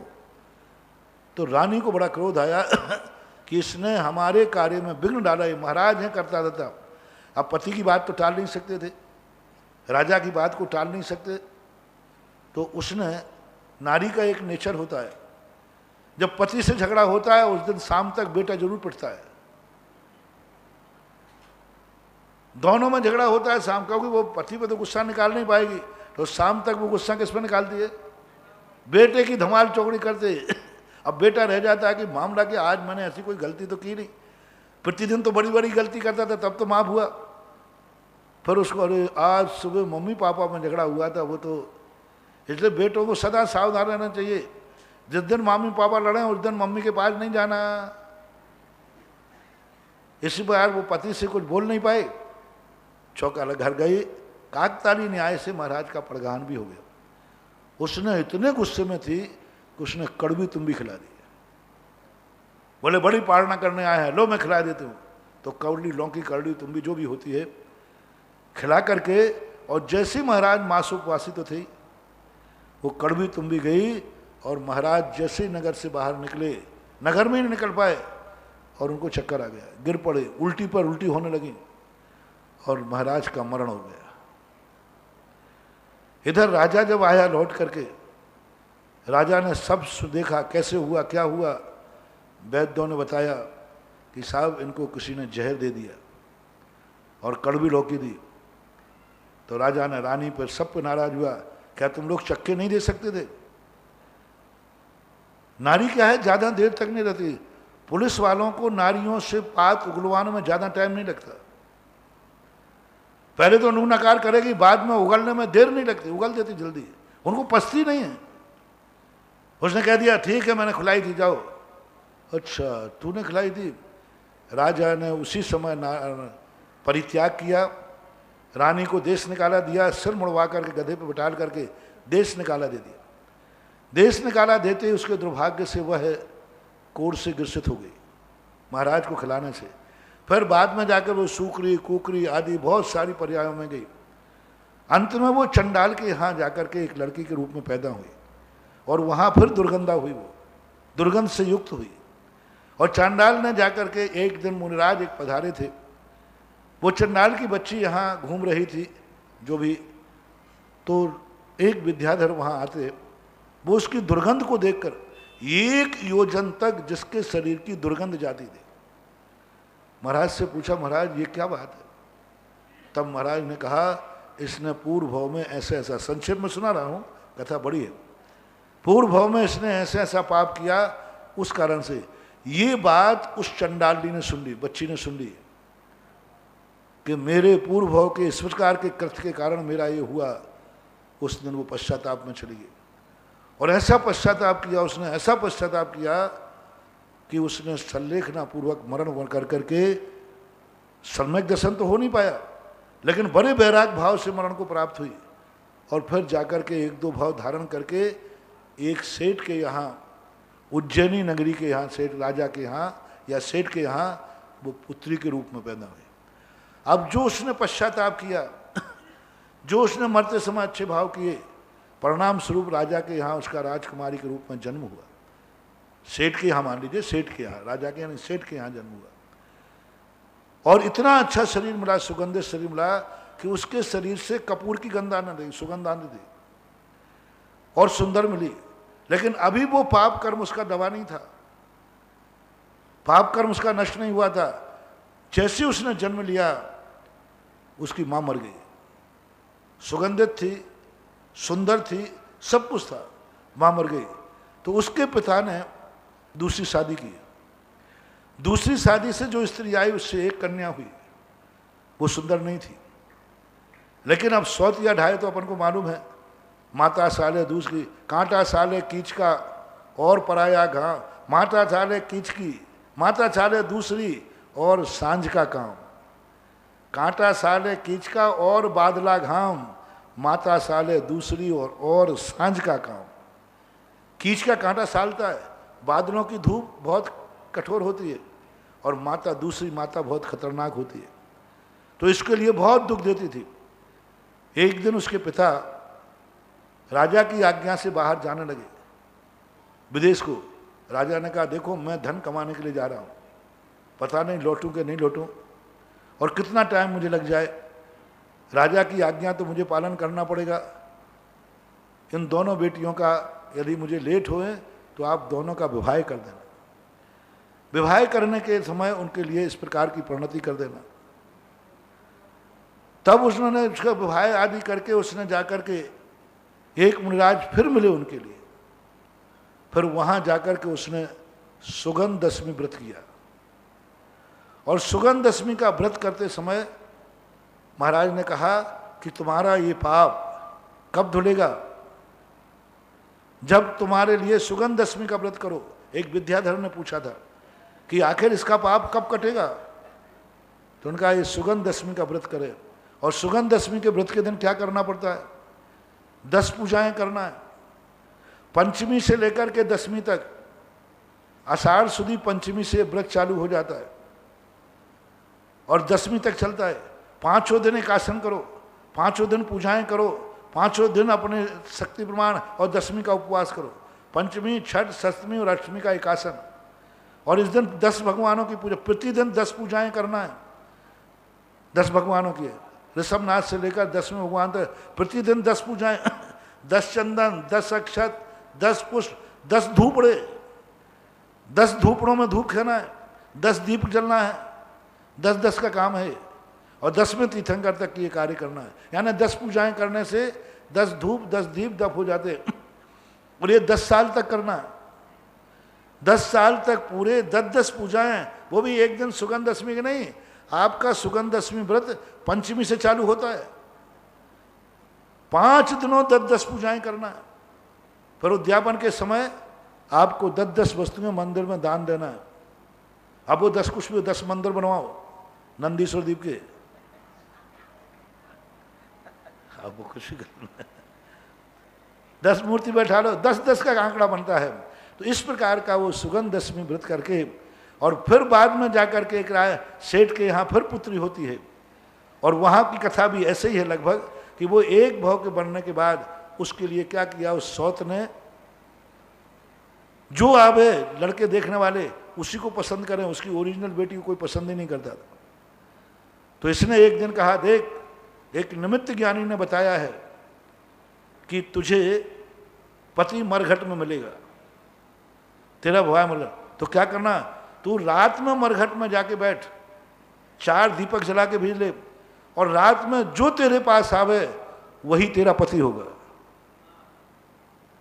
अब उसे मालूम था कि रात में मरघट में चंडाल जाता है और या प्रेत बाधा होगी, तो बुरे भावना से उसकी सौत की मां ने भेज दिया और अपनी बेटी के लिए उसका विवाह करा दिया नकली बना करके। उसको तो निकाल दिया और उसका विवाह जो भी आज घूंघट घूंघट डाल के होते ना पिक्चरों मिक्सरों में हो जाते हैं ऐसे काम, किसी को घूंघट डाल के किसी के साथ किसी का विवाह कर देते हैं, पहले हो जाता। ऐसा करने के बाद और वहाँ रात में क्या हुआ, राजा राजमहल में छत के ऊपर रात्रि में टहल रहा था, उसने देखा शमशान घाट में रात में दीपक कैसे, और उजेले में कोई देव कन्या दिख रही है। राजा को कौतूहल और न भेष बदल करके राजा मरघट में तलवार लेकर पहुंचता है, या देव कन्या होगी या कुछ भी होगा, अच्छे राजा होते हैं वो इन सब चीज़ों को जानने का प्रयास करते। राजा पहुंच गया, कौन हो तुम? अंधेरा था, दीपक में ज़्यादा दिखने वाला था नहीं। उसने सारा बताया, मेरी माँ ने ऐसा कहा है कि तुझे आज रात्रि में मरघट में तेरा विवाह मिलेगा, पति मिलेगा, इसलिए मैं उसका इंतजार कर रही हूँ। तो कोई आया तो उसने बरमाला, जो भी वहाँ वार्तालाप हुआ, उसने बरमाला उसी गले में डाल दी। जब वो जाने लगे तो उन्होंने कहा, तुम कहाँ जाते हो? अब तो मेरे पति हो, मुझे लेके चलो। बोले नहीं, मैं तुम्हें नहीं ले जाऊंगा, मैं प्रतिदिन रात्रि में तुम्हारे पास आया करूंगा। ये कह करके चला गया, लेकिन मैं तुम्हारे हाल चाल पूछने आऊंगा, गलत कार्य करना नहीं। उसने उसको किया, बस तुम्हारे पास तुम्हारी कुशल क्षेम पूर्ण रक्षा करने के लिए जो तुम्हें कमी होगी, मैं छद्म भेष में आऊंगा, मूल रूप में नहीं आऊंगा, छुप करके आऊंगा, रात में आऊंगा। प्रतिदिन आने लगा। धीरे धीरे करके क्या हुआ, कथा बीच के मैं गौण करता हूं, फिर वहां जाकर के उसको पता चला किससे शादी हुई। बोले साहब मैं तो जानता नहीं, रात में उसका चेहरा दिखा नहीं, पर वो आए, उसके मैं पैर प्रतिदिन पखारती हूं, चला जाता है। तो सौत ने सोचा कौन होगा, ग्वाला होगा रात में बकरी मकरी चराने वाला। तो उसने परीक्षा लेना चाहिए कि कल तेरा पति आए, उससे 2 झाड़ू बनवा के लाना, झाड़ू बनवा के लाना, कौन है तो पता चल जाएगा। तो उसने कहा, रात में जब उसका वो आया पति राजा, थोड़े साहब मेरी माँ ने 2 झाड़ू मंगवाई हैं, ठीक है। उसने सोने की झाड़ू बना के दी, रत्न जड़ करके दिया, और कहा है अब माँ ने देख करके कहा, ये तो इसका पति तो बहुत बड़ा, ये तो सोने की झाड़ू लाया, अरे तो इसका पति तो बहुत बड़ा है। उसने लांछन लगा दिया, तेरा पति डाकू है। ये सोने की झाड़ी में तो राजमुद्रा लगी हुई है, यानी तेरा पति डाकू है और राजा के यहाँ चोरी की है, और चोरी की झाड़ू करके तुझे भेंट दिए, मैं इसको नहीं रखूंगी। पति आ गया था लौट करके, उसने कहा देखो तुम्हारी डाकन पुत्री डाकू से शादी की है, और देखो ये लाई है। पति या उसका पिता घबरा गया, राजा के पास बोला, राजा साहब कोई रात में डाकू आपके यहाँ से चोरी कर ले गया, और ये सोने की झाड़ू आपकी है, इस पर मुद्रा लगी है, राजमुद्रा। राजा तो सब समझ गया था रहस्य को। तो राजा ने कहा, अच्छा ठीक है, आज परीक्षा की जाएगी कि तुम्हारी बेटी का पति डाकू कौन सा है।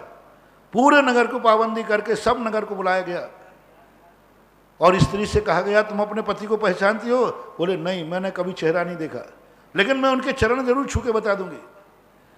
तो फिर राजा ने पूरे नगर को बुलाकर सबके पैर धुलवाए, उससे आंख पे पट्टी बांध करके, और सबके पैर धोती जाए और कहती जाए कि नहीं ये पति मेरे नहीं है, ये पति मेरे नहीं है। और जैसे ही राजा साहब के पैर धोए, बोले यही मेरे पति हैं, इन्हीं को मैंने बरमाला पहनाई थी। तब पिता और वगैरह, देख कितनी डाकन है, डाकू से शादी कर रहे हो, राजा साहब को उतारे, राजा साहब इसकी बातों में नहीं आना।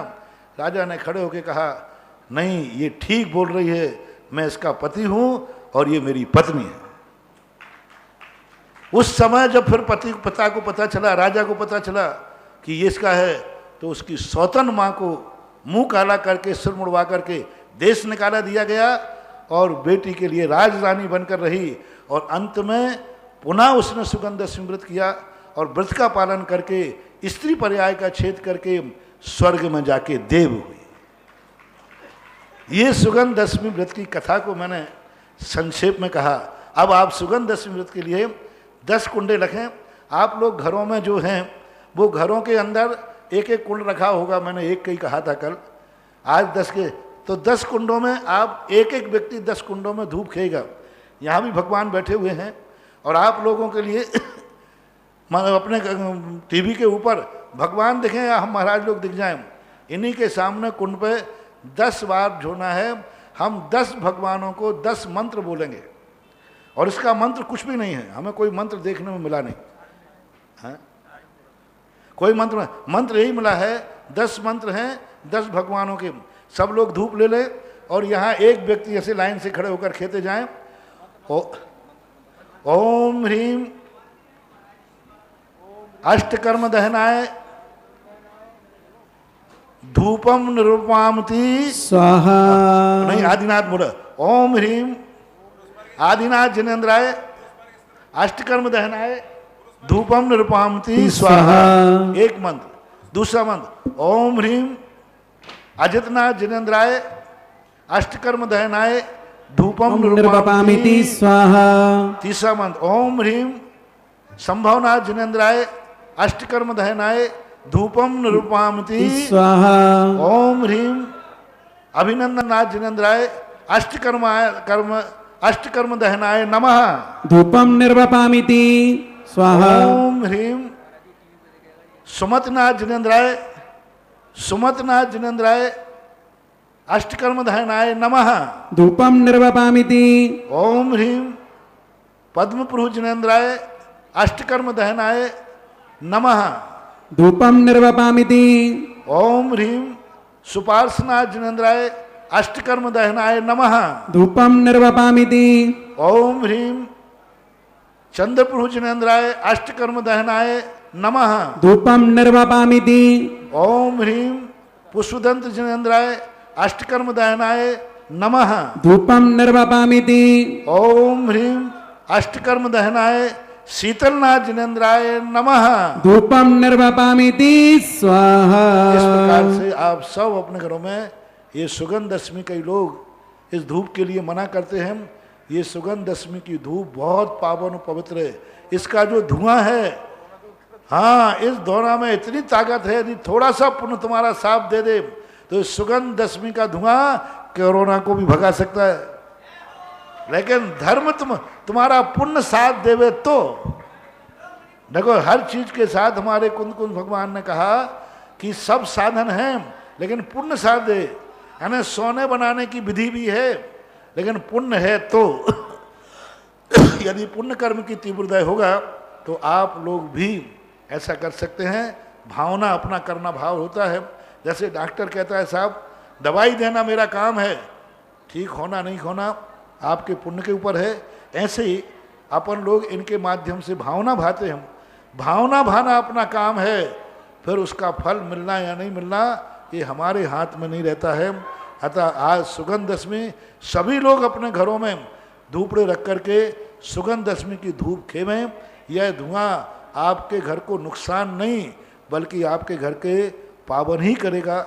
नकारात्मक ऊर्जा को बाहर निकालेगा, सकारात्मक ऊर्जा के रूप में आएगा, औषधि का काम करेगा धर्म के साथ साथ में।